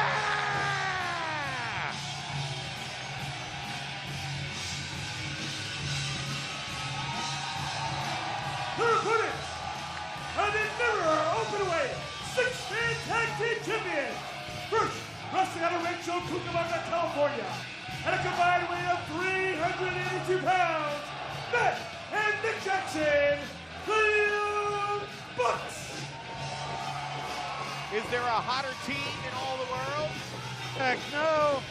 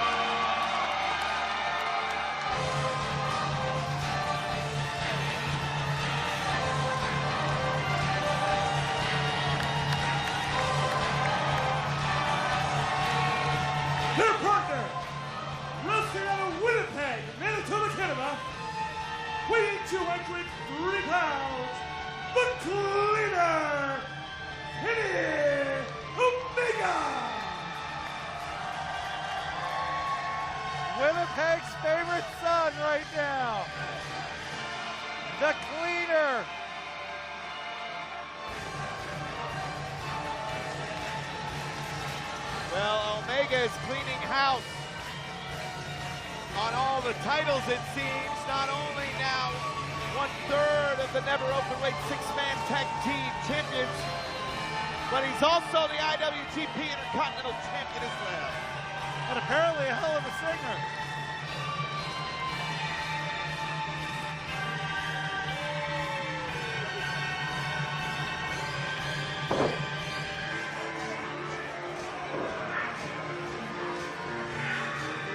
Thank you. I will make sure. Well, the cleaning apparatus will join us here for color commentary. Some people might say that's an improvement.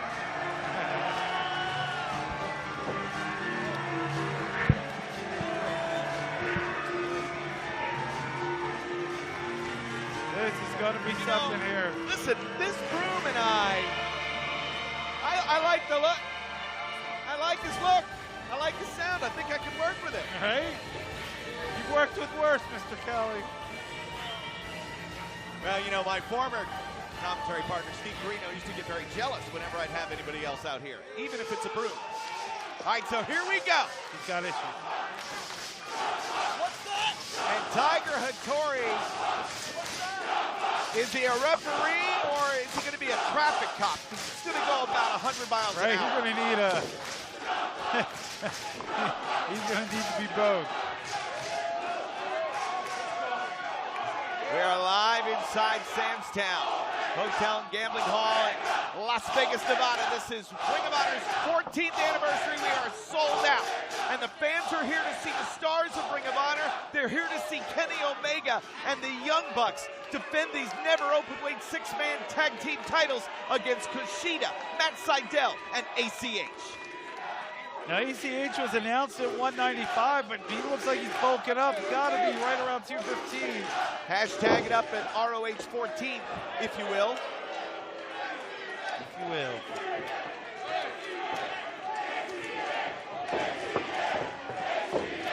And Omega pointing right at KUSHIDA.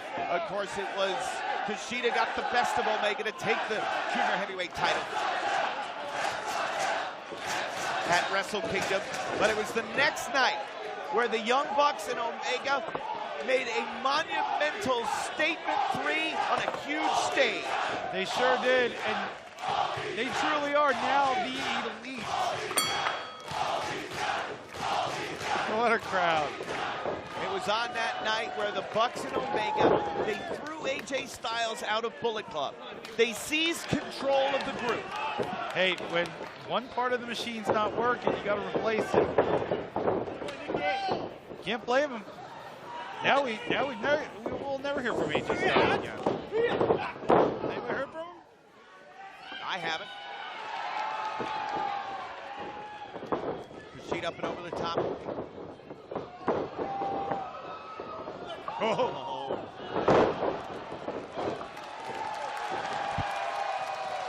Oh, this one's going to be hard to call. Oh!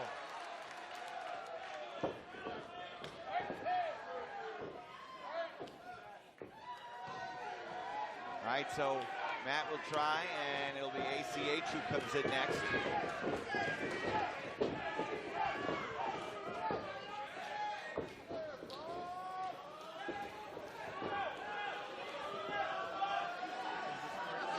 Oh! Don't take your eyes off the Bucks. Because you just get too sweeted in your eyes if you do. I like it. I gotta save up my energy, Mr. Kelly. Could be a lot of super kicks in this one. You know, I want to thank you for proclaiming me dead after I was unintentionally invited to a super kick party a few weeks ago. Well, not that great of a play-by-play guy. Hey, watch it. Listen, my mother watches the show, and she was concerned. Took a heck of a shot. Oh, and now Omega's in. Des press. Right hands. Oh, oh, oh, oh, oh, no. Oh, I love this kid.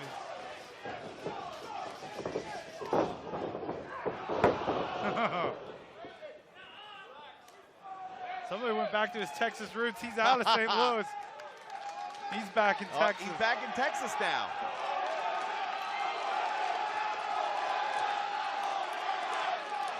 And Omega, of course, there you see just some of the hardware that these great athletes wear. Of course, it's the never Openweight six-man tag team titles that are up for grabs here in this one. Kenny Omega from Winnipeg, Manitoba, also the birthplace of my buddy Steve Corino.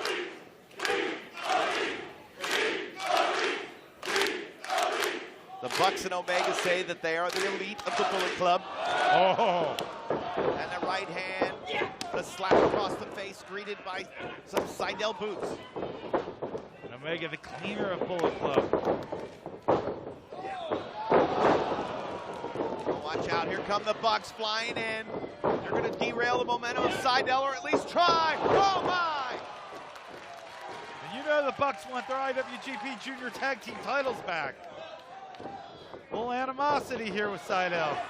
Drop kick. Wait a minute, in the waiting arms of the cleaner. Oh no! Are you kidding me?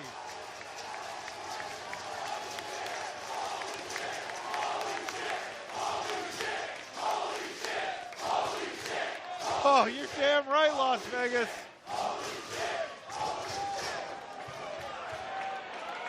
Well, this match has come to a sudden halt. Or has it? My God, right over the top of us. A little crash and burn. Kevin Kelly had to duck out of the way again.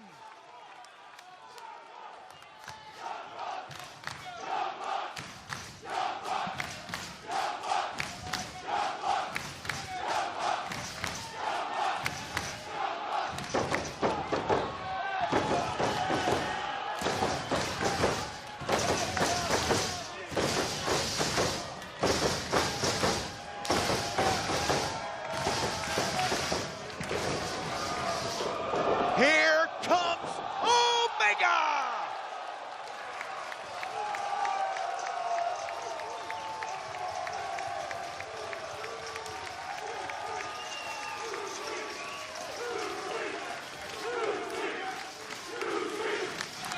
He's a strange duck, isn't he? Look at this over the top rope. And lands on his feet. Celebration time. I can't believe Sydal back in the ring.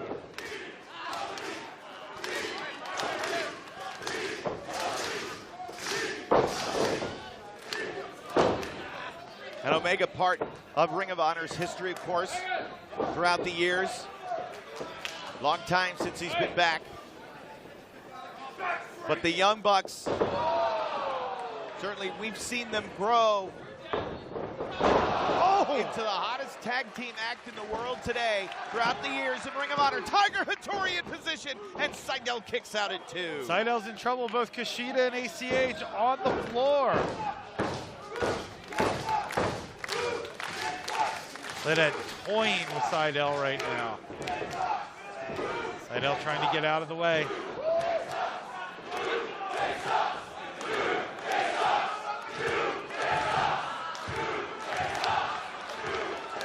And entrepreneurs, these guys are. Yeah, they... fans referring to a new t-shirt that they have available. Yeah, they do a little bit of business. They do. They are all business. And that's the frustrating part for their opponents, because they're so athletic, they're so elusive. They find a way to get under your skin and rattle your cage, and at the same time they do it, they win, and they make a hell of a lot of money along the way. They do. Oh, whoa. Well, that knee found its mark, and the two awaiting arms of KUSHIDA and ACH, but the cleaner comes in and knocks both men down. Smart move there. Isolate part of the ring. Keep Sydal in trouble.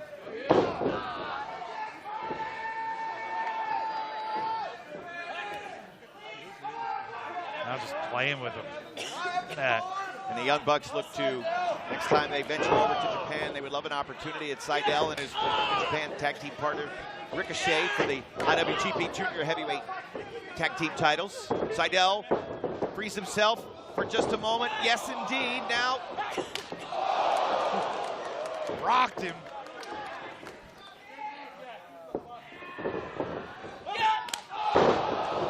And it's Sydal with the response.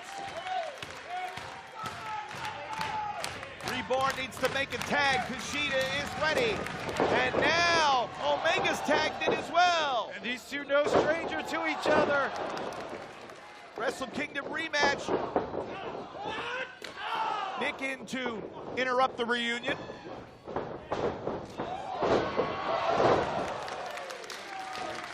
Back spring elbow. Kushida gonna fly. Nope. Oh, Matt denies it.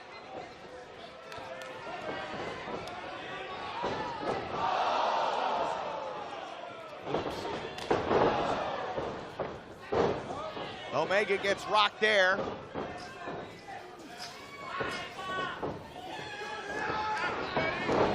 Kushida with the backbreaker. Watch Kushida. Oh, no! Jeez! Forget about inside. I'll go out and take care of the buck. All right.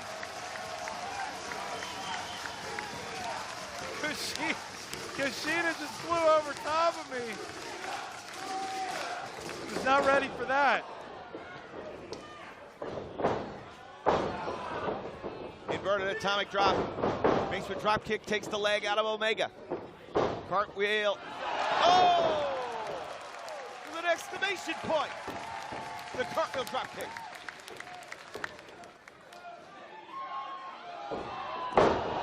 Beautiful moonsault. 2.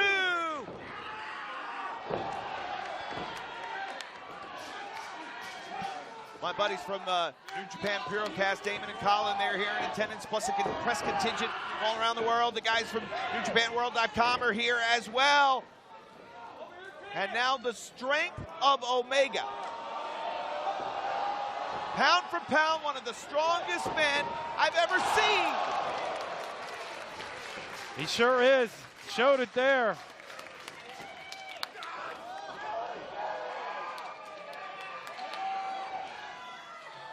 Oh, into a sit-out powerbomb. Could it be? You saw the way he was able to lift his hips to drive Kushida's shoulders down even more. But Kushida was able to kick out. And this 6-man tag team matchup for the never Openweight titles continues.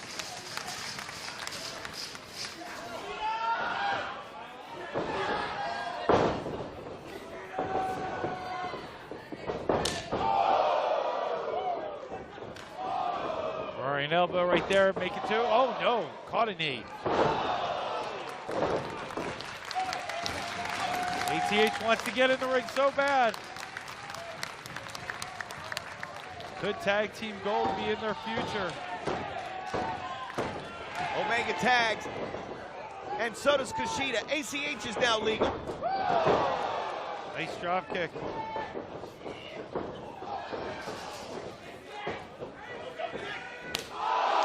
Down the line goes ACH. Face first goes back.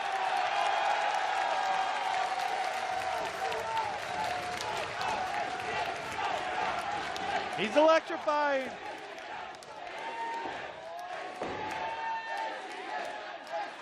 Send him up. Dum-dum stomp. Oh.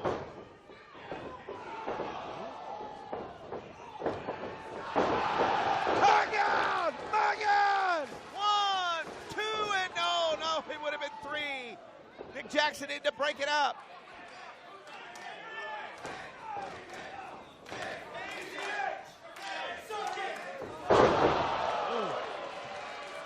Look at how Sydal out of the way.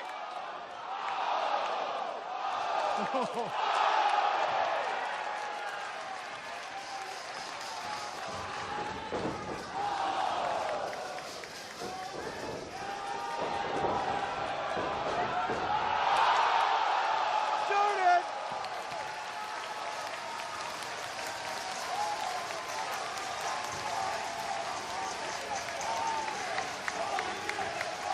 Look at this, it steps up, big crash and burn. everybody down.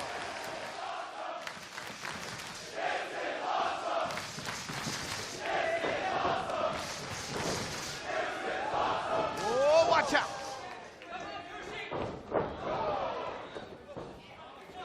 Nice setting him up once again. Dumb stomp. Drives him down. Cover. 1, 2. Able to kick out. Matt Jackson able to kick out at 2. And masks off the Tiger Hattori for knowing who the legal men are in the ring. Modified Bulldog there. Oh! Super kick! No mo! No mo!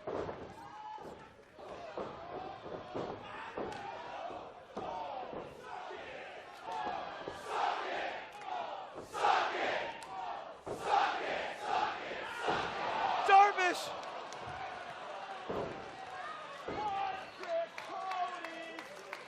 May have thrown his arm out there with that 95-mile-an-hour heater.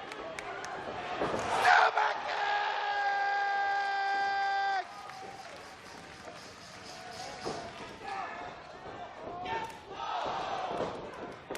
Super kick! Super kick!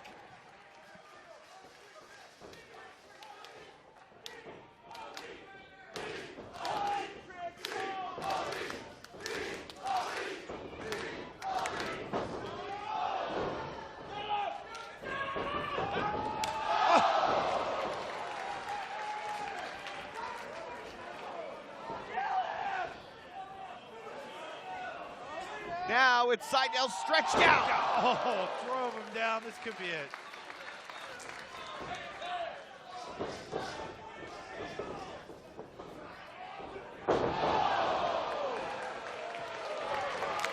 The velocity on that move. And it's 3 feet away from Sydal going down. Super kick! No! What? Breaking up the pin at the very last split second is ACH.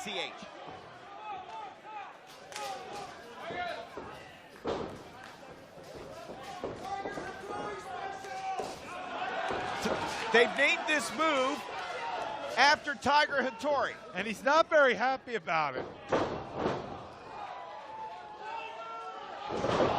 Whoa! Well, Sydal had a problem with its execution here tonight as well.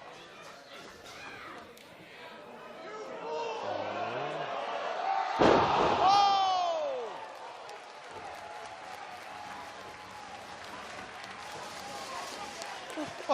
But now, this leaves ACH with the opportunity. Midnight Star combination. Somebody's got to cover him, and that would be Sydal, who's legal. 2. Oh! So close.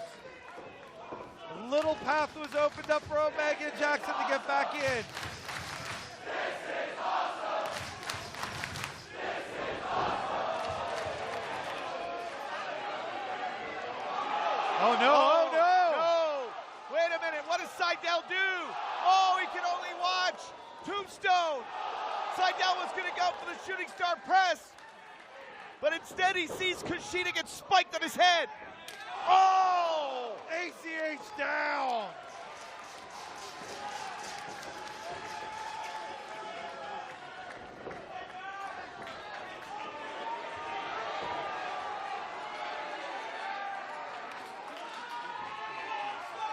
Omega. Oh! Uh-oh. Meltzer driver! 5 stars! And this is their version of fatality. The one-winged angel.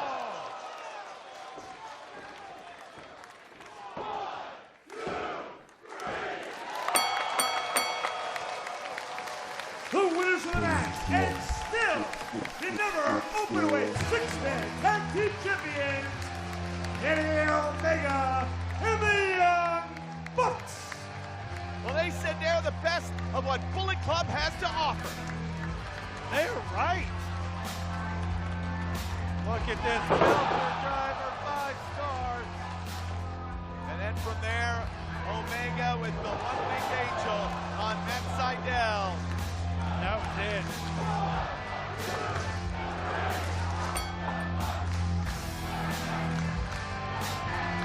I'll tell you what, as a collective unit, they are as good as it gets. But are these 3 men now the most powerful force in professional wrestling?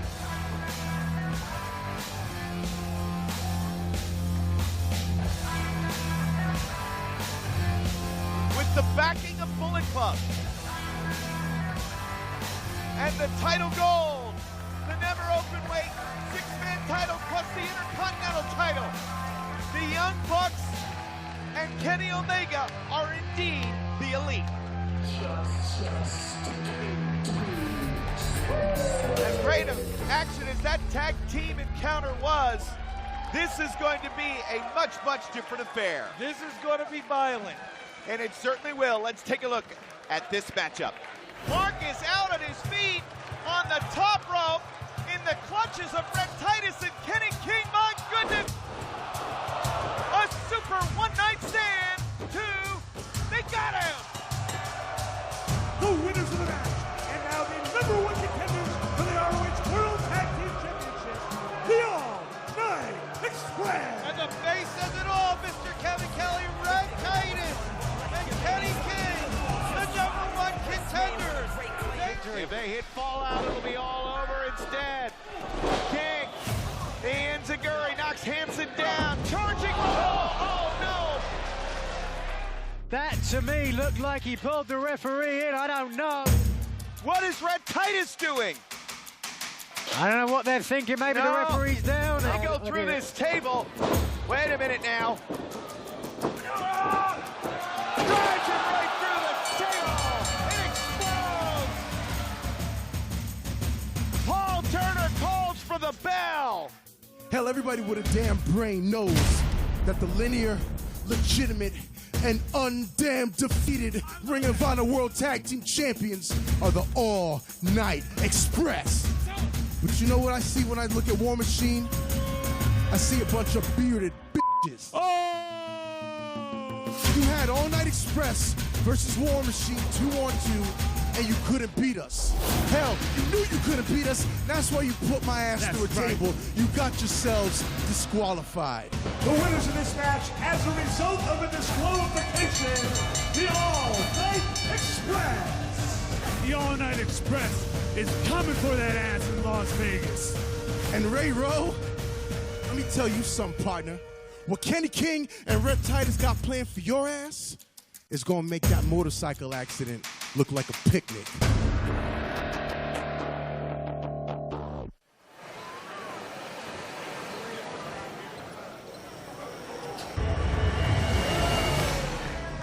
Well, certainly strong words there from Kenny King.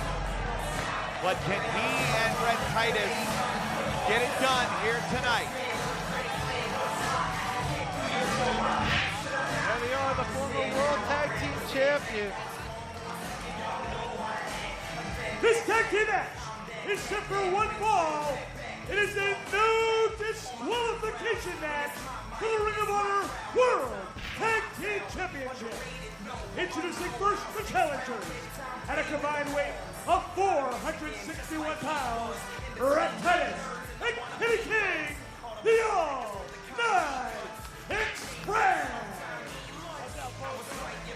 So, I mean, the All-Night Express makes a very interesting case for themselves in this one, 3. They sure do, and you know, I thought about it since the return of ANX. They have a legitimate right. They have never lost their ROH World Tag Team title. And it was bureaucracy, it was a difference of opinion between members of the All-Night Express's management that led to them losing those titles. Tonight could be redemption. Well, it's going to be a no disqualification war.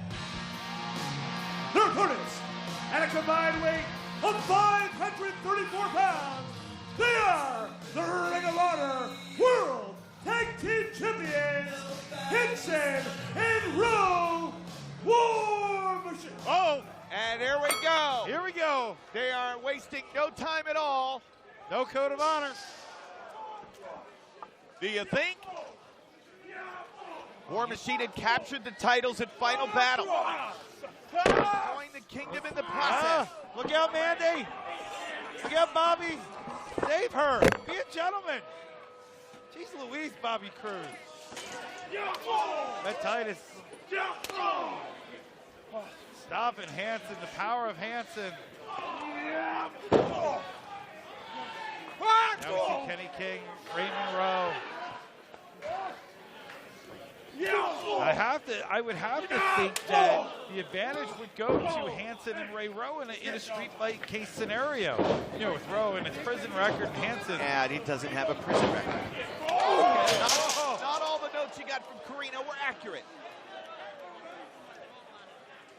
We've seen ANX though victorious in the ladder war. Oh my God! Save Shades of Rey Mysterio being thrown into the trailer.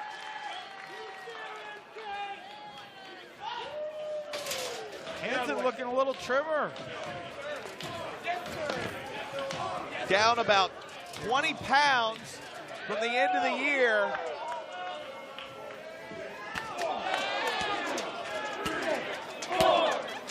Clubbing away on the All Night Express.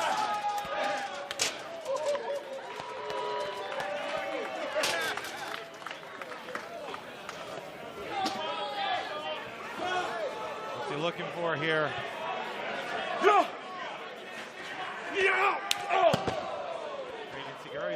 Titus. Yeah, somehow Titus was able to fight back. Table under the ring. Oh, shit. We need to put our new chairs there.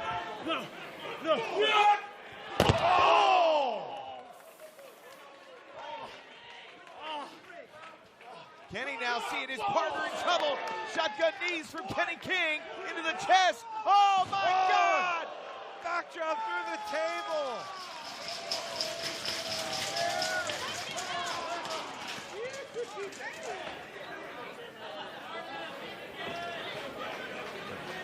Look at, go back to that replay. What a backdrop. Kenny King took, exploding through the table. And now it's Hanson all over Red Titus in the ring.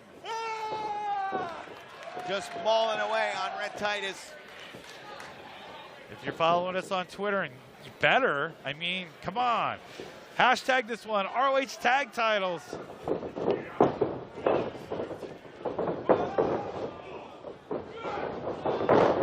Shotgun knees from Rowe, and a Bronco Buster crushing Titus in the corner. And they got their war paint on.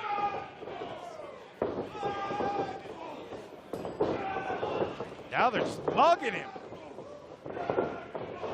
Running face washes there from both members of War Machine.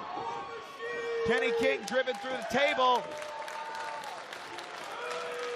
We'd said on the road to Final Battle, is there any stopping War Machine? And the answer was no.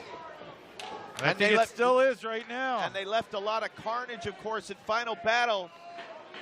The Kingdom is in tatters. Taven, his future, a lot of questions about that on the injured list. One guy left the territory. And now, it's no disqualification, so War Machine is introducing some steel chairs. Let's just up the danger factor even more.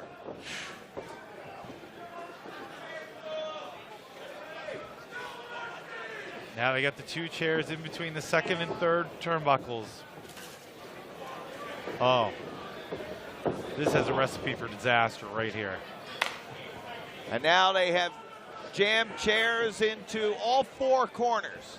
No safe haven for what they plan to do to Red Titus. I wouldn't want to be Red Titus right now. And we're going to have to duck out of the way here.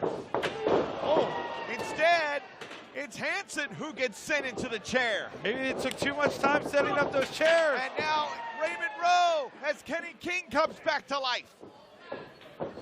And ANX is capitalizing on War Machine's rare mistake.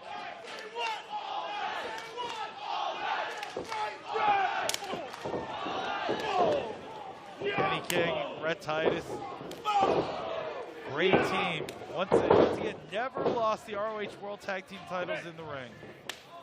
Lost it in a boardroom. Well, again, when you sign a contract with another company, you don't exactly deserve to keep the titles. But things leading up to there could have been taken care of, to where Kenny King and Rhett Titus could have worried about the task at hand in defending the World Tag Team titles, building their legacy. It takes so much to win those titles, but to defend them, it's what makes you a real man. They were denied that opportunity.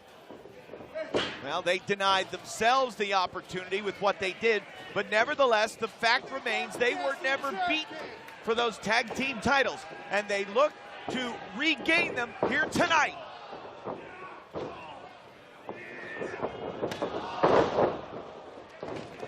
Spin kick puts him down. 2. Whoa.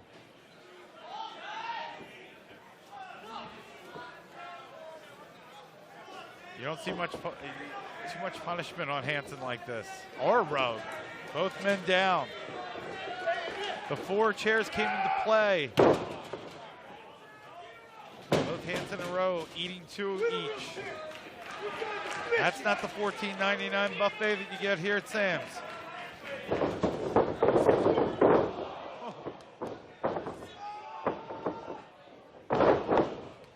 Now Rowe back in. And just when it looks like the All Night Express are firmly in control, that's when War Machine, they're able to come back. The ebbs and flows of this no disqualification tag team title match. Double belly to back.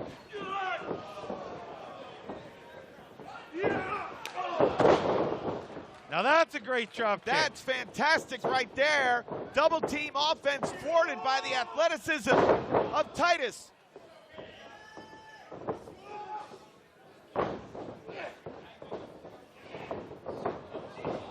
King had it scouted. Smart wrestler.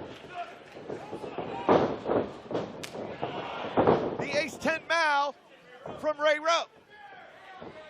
The what? Ace 10 Mal. That's what it's called. Okay. That's what Ray Rowe said it's called. Oh! Famous are on the chair.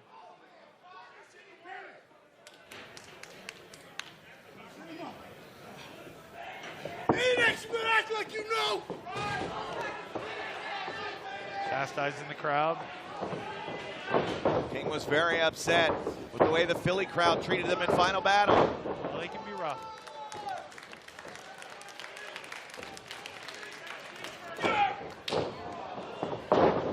Superman punch. Here we go. And now, fall out. Yes! Fall out. 1, 2, no! 3, that's the first time anybody's ever kicked out of Fallout. Ever. Since they've been a team, no one's kicked out of Fallout. Oh. So now, wait a second, Titus reaching in, pulling Ray Rowe out to the floor. Oh. There, to the floor. Oh, what? Oh my goodness. That chair across the back prevented Titus. Oh no, oh no! Hansen down. Hansen through a table. He is decimated. All night. All night. All night. The All Night Express looking like they're going to recapture the World Tag Team titles here.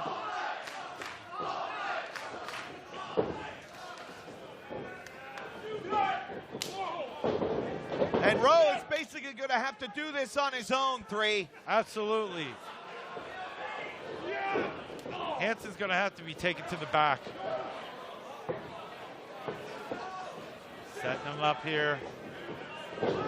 Whoa! Good night. One night stand. This is will do it. They're the new champions. Somehow Rowe kicks out. Gotta be kidding me. So now each team has kicked out of the other's respective finishing move. Something you don't see.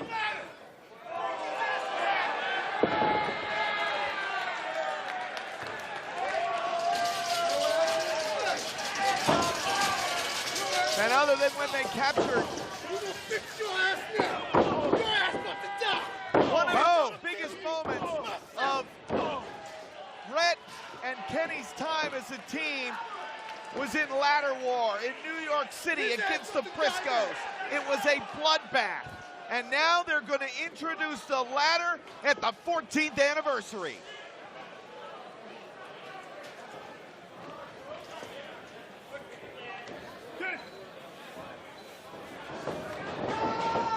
Oh, Hanson's back. Now up on the shoulders, Kenny King going to put him through the ladder. Oh, what is Ray constructing here? Ray could have just thrown him back in the ring, but instead, now... Oh, that time that he took. He's going to fall victim to it. My God, Ruinagi! Oh. He just went through a ladder. Ruinagi through the ladder.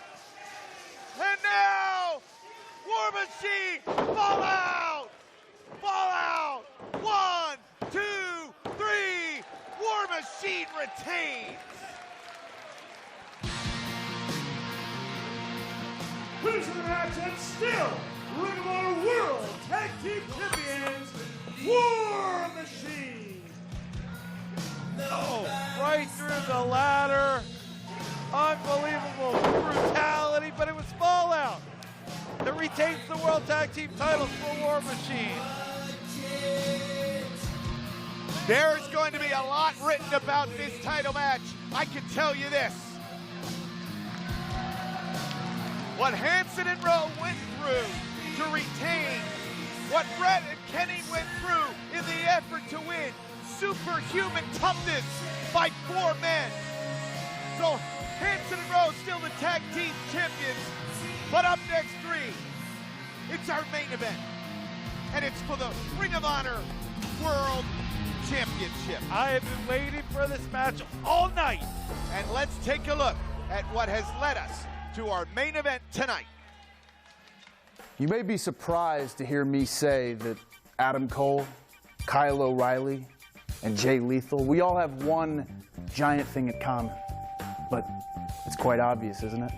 It's our desire for the Ring of Honor World Championship. What we have here is an unfair backs and the wide receivers. I do that because I haven't been beaten. No one in this company can beat me. 1 opponent, 2 opponents, 10 opponents, Jay Lethal, Adam Cole, a man I despise. Not to sound cliche, but at the 14th anniversary event, it really comes down to who wants it more. Because if I'm Kyle O'Reilly, I'm focused on getting my hands on Adam Cole. And that focus, that'll make Kyle O'Reilly a loser. I actually read the other day, and I quote, "It is impossible for Kyle O'Reilly to beat Adam Cole and Jay Lethal in the same night." End quote.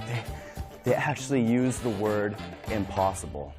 Impossible does not exist in my world. Impossible is a word that people who are afraid of adversity use. What about me? What about Jay Lethal? I'm the man that you both should be worried about. If I'm the world champion, Jay Lethal, I'm focused on this distraction of not only having to face 1 man, but 2, defending what means most to me, the Ring of Honor World Championship. And that will also make me a loser. And you know what? I'm starting to sound like a broken record because every time that camera's on, I'm telling the world that I'm the greatest. I'm tired of proving it. And the 14th anniversary, I'm going to prove it one last time because I'm getting tired of saying it. Adam Cole has 1 goal, 1 focus, 1 mindset, which has been my focus all along. That is getting back not what I want, but what I deserve. And I'll tell you what, in the past, I've beaten 2 men in 1 night. I made history. And now I'm going to do it again by beating 2 men in 1 match. the #1 contender, whether it be Adam Cole or Kyle O'Reilly. I don't give a damn who it is. None of you will walk out as the Ring of Honor World Champion. That's my job. How dare either one of you? How dare you think that you got a chance against the greatest wrestler in the world? That's my decision. I've walked through the flames. I'll walk through hell in gasoline underwear to achieve my goal. And I will beat him. Kyle O'Reilly, the fact that you're even in this matchup makes me sick. I know I can beat him. I will train harder than him. I will eat cleaner than him. I know his strengths. I know his weaknesses. He's beaten me before, but it's not going to happen again. I beat you at Final Battle, and I'll beat you again. I'm not talking about Adam Cole. I'm not talking about Jay Lethal. I'm talking about the old me. Hold this here. Hold it up right there. I'm tired of talking to the world. Now on, I'm going to talk to the Ring of Honor World Championship. Baby, I'm never going to lose you. I promised myself I will not let Jay Lethal or Adam Cole or the old me ever win again. You belong to me. I'm the greatest wrestler in the world, and you don't leave my side. The world can continue to stack the deck against me, and that's just fine. I'm the greatest. I'm crazy about you because I prove it every night. Your next two-time Ring of Honor World Champion is Adam Cole, baby.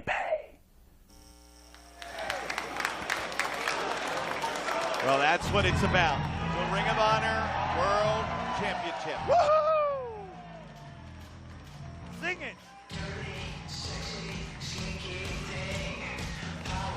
And ROH matchmaker Nigel McGuinness has joined us here at ringside. Nigel, we're so happy you could be here for this matchup that you signed here at the 14th anniversary. Best seat in the house, Adam Cole, baby, on his way down to ringside. To me, guys, it comes down to a simple question. Can Adam Cole and Kyle O'Reilly coexist to focus on the world champion, or will their hatred for each other cost them both the opportunity to wear that belt? That's what you and I were talking about. What's more important to O'Reilly? What's more important to Adam Cole? Well, I'm thinking Jay Lethal's thinking, I hope these two waste time on each other, and I'll take the pin at the end of the night. I'm going with Jay Lethal, just because of the history of O'Reilly and Cole. Nigel, are you of the same mindset? I know you can't pick a winner, but again, usually the champion is at the disadvantage in a triple threat situation. But is that the case here tonight for Lethal? I tell you, I've got to be honest with you, when you see the history between Cole and O'Reilly, there is such deep hatred between these two, and we're going to see it here any second. That will they be able to focus? I don't know. Cole will. I'm changing it. I'm going with Cole. Well, what a shock. Well, we are in Vegas. What are the odds on Cole? What are the odds on O'Reilly? What are the odds on Jay Lethal? Well, I'm not allowed to bet on wrestling, right? Wouldn't I get kicked out? Yeah. Okay. You'd be like your buddy Pete Rose. My friend's buddy Pete Rose. So, are you going to go over and see him and see him tomorrow? At see Mandalay Pete, Bay? And give him Steve Carino's best regards? I heard Steve Carino will be there. What? Yes. What's wrong with Steve Carino? Free Steve Carino, you know. Nigel, not to say nothing, but right, let's talk Christopher about Daniels that. got 30 days for punching a referee, and Carino's been shelled for 6 months for Right. hitting BJ Whitmer, which everybody loves. Good brother, come on. Even though I like being here every week, Nigel. I'll take it under consideration. I heard that Dr. Ben Carson wants to improve his poll numbers in the Republican election by punching BJ Whitmer. Well, there he is. As confident as ever. Oh, the absolute picture of success. Truth Martini, that vulture, has really hitched his way onto the world champion here. Shout out to the Place to Be Nation who is tuned in here tonight, the 14th anniversary. Fans from all over the world, whether on cable or satellite, whether you're watching on the Flips TV app, whether you're watching on ROHWrestling.com, fans in Japan tuning in as well. This is the 14th anniversary of Ring of Honor Wrestling. And the man who controls the #1 prize, Jay Lethal, is on the scene. That's interesting. Take a look. You can see the champ there, but in the background, Adam Cole and Kyle O'Reilly have barely looked at each other so far. I think they're focused on the champ. Champion and challengers in the ring. And it's time for our main event. For the introductions, let's go to Bobby Cruz. Following contest is your 14th anniversary winner takes all main event. It is a triple threat match scheduled for one fall, and it is for the Ring of Honor World Championship. Introducing first to my left, challenger #1, wrestling out of Panama City, Florida, weighing 207 pounds, Adam Cole. Challenger #2 is wrestling out of St. Louis, Missouri, weighing 207 pounds. He's representing Red Dragon, Kyle O'Reilly.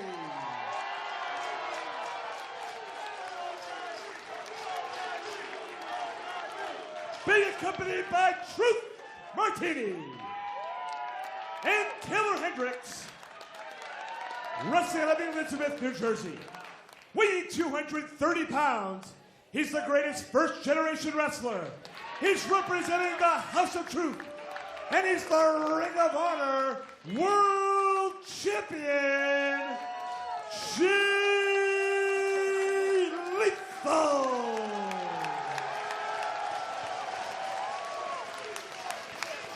So Adam Cole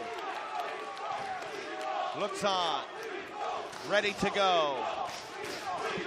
Kyle O'Reilly, his former Future Shock partner that Adam Cole betrayed and denied the world title, in the other corner. And then Jay Lethal, the champion. Todd Sinclair presents the title belt, signifying the Ring of Honor World Champion. Jay Lethal holds it, but will he still be the champion at the conclusion of our main event tonight? And already at ringside, people on their feet, on their toes for this one. O'Reilly giving up a few pounds, but he more than makes up with his speed and agility.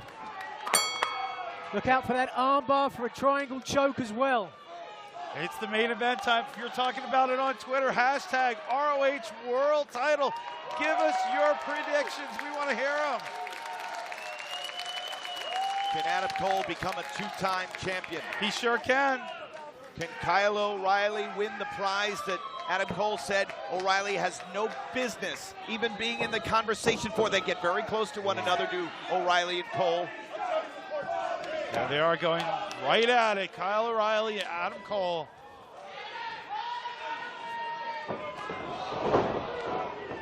There they are. O'Reilly throws the first shot, knocks down Lethal. Ego got the better of Lethal there. If I was Lethal, I'd let them duke it out in the corner. Absolutely. What are you doing getting involved again, champ?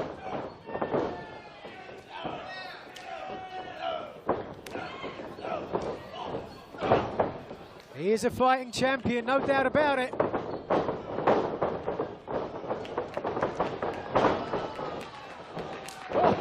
Holy future shock. Action too fast to call, Kevin. And then they go right back to slugging one another. And their matchup at Final Battle. Cole got the victory. O'Reilly won the war, but the war far from settled. Cole needs to keep those teeth tight together. Otherwise he's going to get knocked out with one of those palm strikes. One of the benefits of wearing that mouth guard. Kyle O'Reilly's got there. And now Lethal may have just saved Adam Cole right there. Oh, nobody home. Yeah, and now Lethal and Cole go back to slugging it out. Lethal always seemingly in control of every situation, but Nigel, I agree with you. I'm a little surprised at how Lethal has tried to match the aggressiveness of Cole and O'Reilly. Well, I don't think there's any doubt in his mind, as that belt denotes, that he is the best wrestler in the world. And he wants to prove it every time that bell rings. That's right, he wants to add 2 more names to that list of people that have challenged and went down. No one can say that he's a paper challenger. He's easy contenders. He's earned every one. And of course, also at Final Battle was a defining, emphatic victory for Jay Lethal over AJ Styles. Suplex attempt.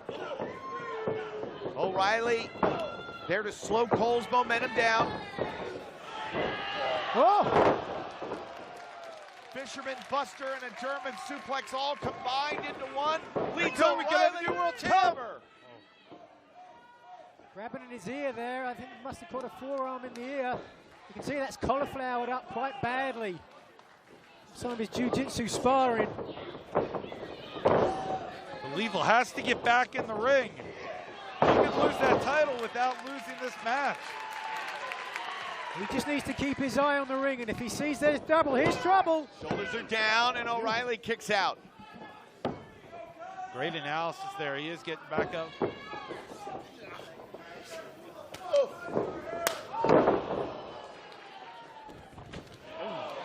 And you could hear Lethal crack. Watch out, trying for that Kimura, couldn't get it. Oh, lovely. Neck breaker there. And O'Reilly's shoulders down. Again and again, a kick out at 2. See there, he's working on that neck for that brain buster into the knee drop. Really squeeze on that neck, put a lot of pressure. Not going to get a chance now, though. Yeah, you got to have eyes in the back of your head in the 3-way. Oh, Cole landed cleanly on the floor, sprung back up quickly, but Lethal, with eyes almost in the back of his head, able to nail the drop kick. Doesn't miss a beat, does he?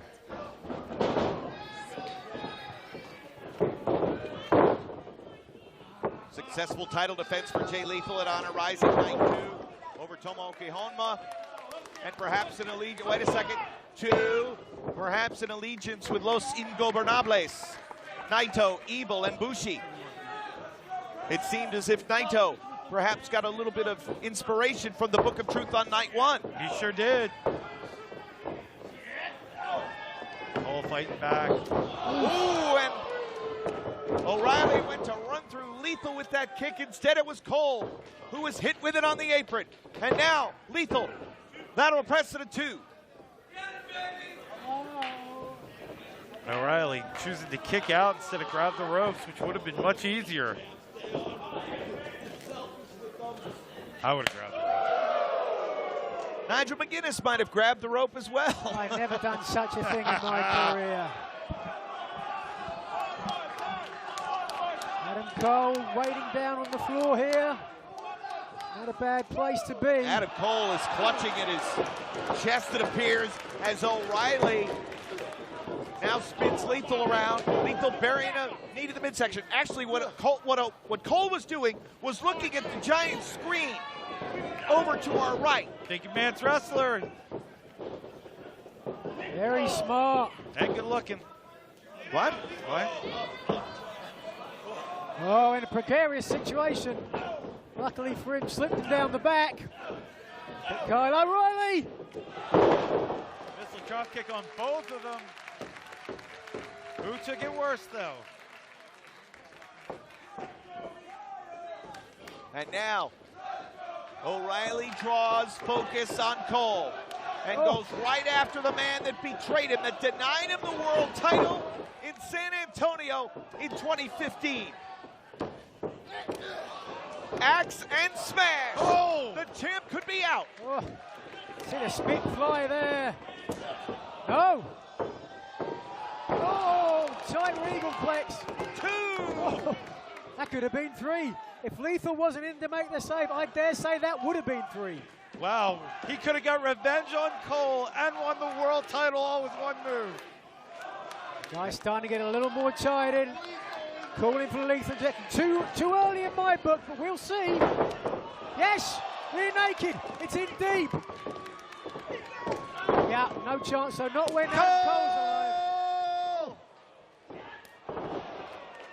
Shining Wizard there. The champion is down. Just not enough body weight across his shoulders. There he's going for the figure 4. Could it bring him the world title again? I say yes. In the center. All three men have been full throttle on the offense. And Cole going for the submission after kicking at the leg of Lethal earlier on. Whoa! Armbar! He's got it on! He must not have that fully extended, otherwise he'd be breaking his elbow. That's right. Adam Cole was able to change the angle so he couldn't get full extension on that armbar. Otherwise he would have ripped it away. And instead of going back to Lethal, now O'Reilly goes out to the floor to continue to go after Adam Cole.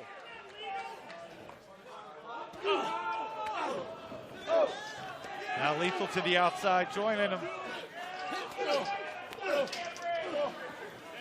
Gotta say, fellas, this has been pretty even so far. Tit for tat, for tit for tat. And now Lethal gets up out of the chair.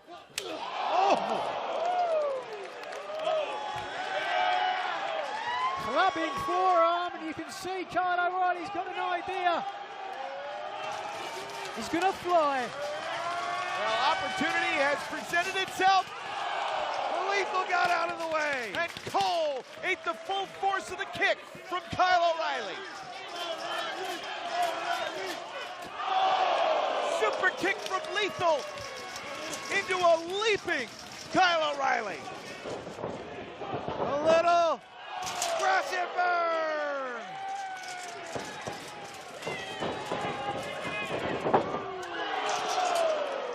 Will we go for the trifecta? Hell yeah, it's Vegas! Oh! And the champion firing all steam. Truth Martini in the ring. Wait a second. Oh, look at this. The Truth Hirooki. That really adds to a world title match, Truth. Well done, pal. Now, a little, perhaps some premature celebration there from Truth. The business at hand.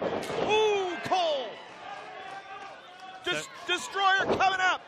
No.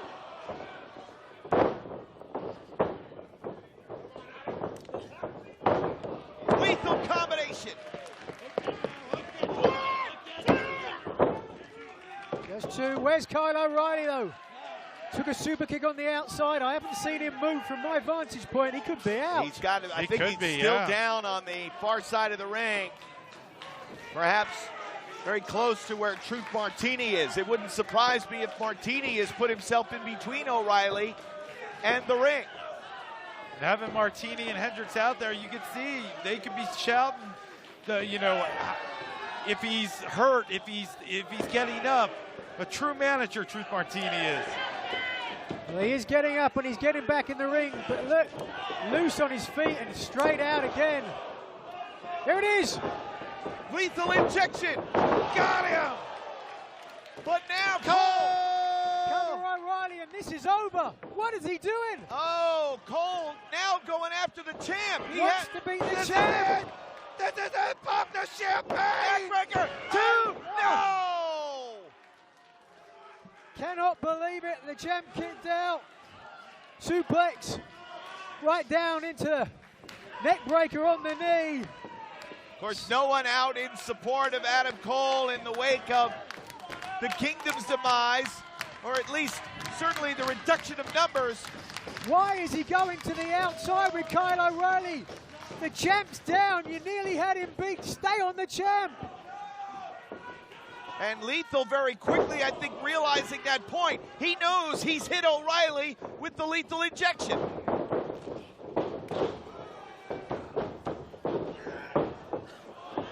Oh, beautiful. Tornado keeps hold. Guillotine, no, gets him up. Brainbuster. Brainbuster. Comes on. 2. Oh. Into the armbar. He's just got to extend that.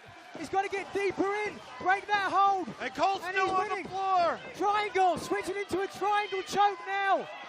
He needs to get that arm across. It is across, but it's not in deep enough. And here's Adam Cole to make the save. No! Todd Sinclair just wiped that. Ankle lock!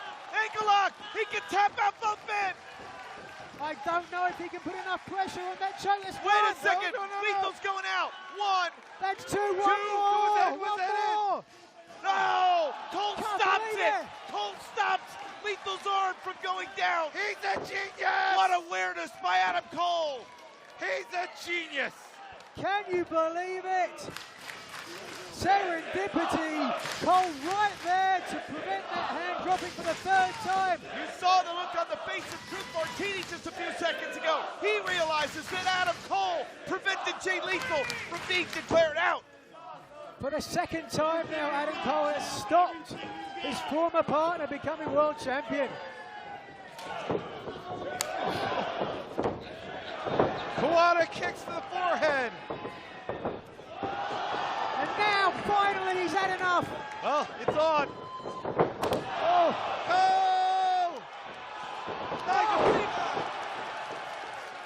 Chains of Nigel McGuinness. And here we go. This could be it. No! Oh! Oh, Lethal! Right under the jaw. This could be it now. No! Lethal, no! Rear naked again. Indeed. Double lethal injection! Double lethal injection! 2! He got him! The winner of the match, and still Ring of Honor World Champion, Jay Lethal. What a great world title match we have here at the 14th anniversary. Jay Lethal, he's your world champion. What a fantastic display. Adam Cole, Kyle O'Reilly try to put their differences aside at the beginning of the match, but ultimately there is one man atop the mountain in Ring of Honor, and that is the Ring of Honor World Champion, Jay Lethal. Everything that Jay Lethal touches has turned to gold. He went all in tonight here at the 14th anniversary. And in the waning moments, a double lethal injection and a victory for Lethal, pinning Adam Cole. Lethal has turned back 2 more challengers. Is there anybody, and I mean anybody, who can stop Jay? He is the greatest wrestler in the world. He is the Ring of Honor World Champion. He is Jay Lethal. And a celebration of Ring of Honor's 14th anniversary. Another chapter of crowning achievement for Jay Lethal, the greatest in the world. Good night from Las Vegas.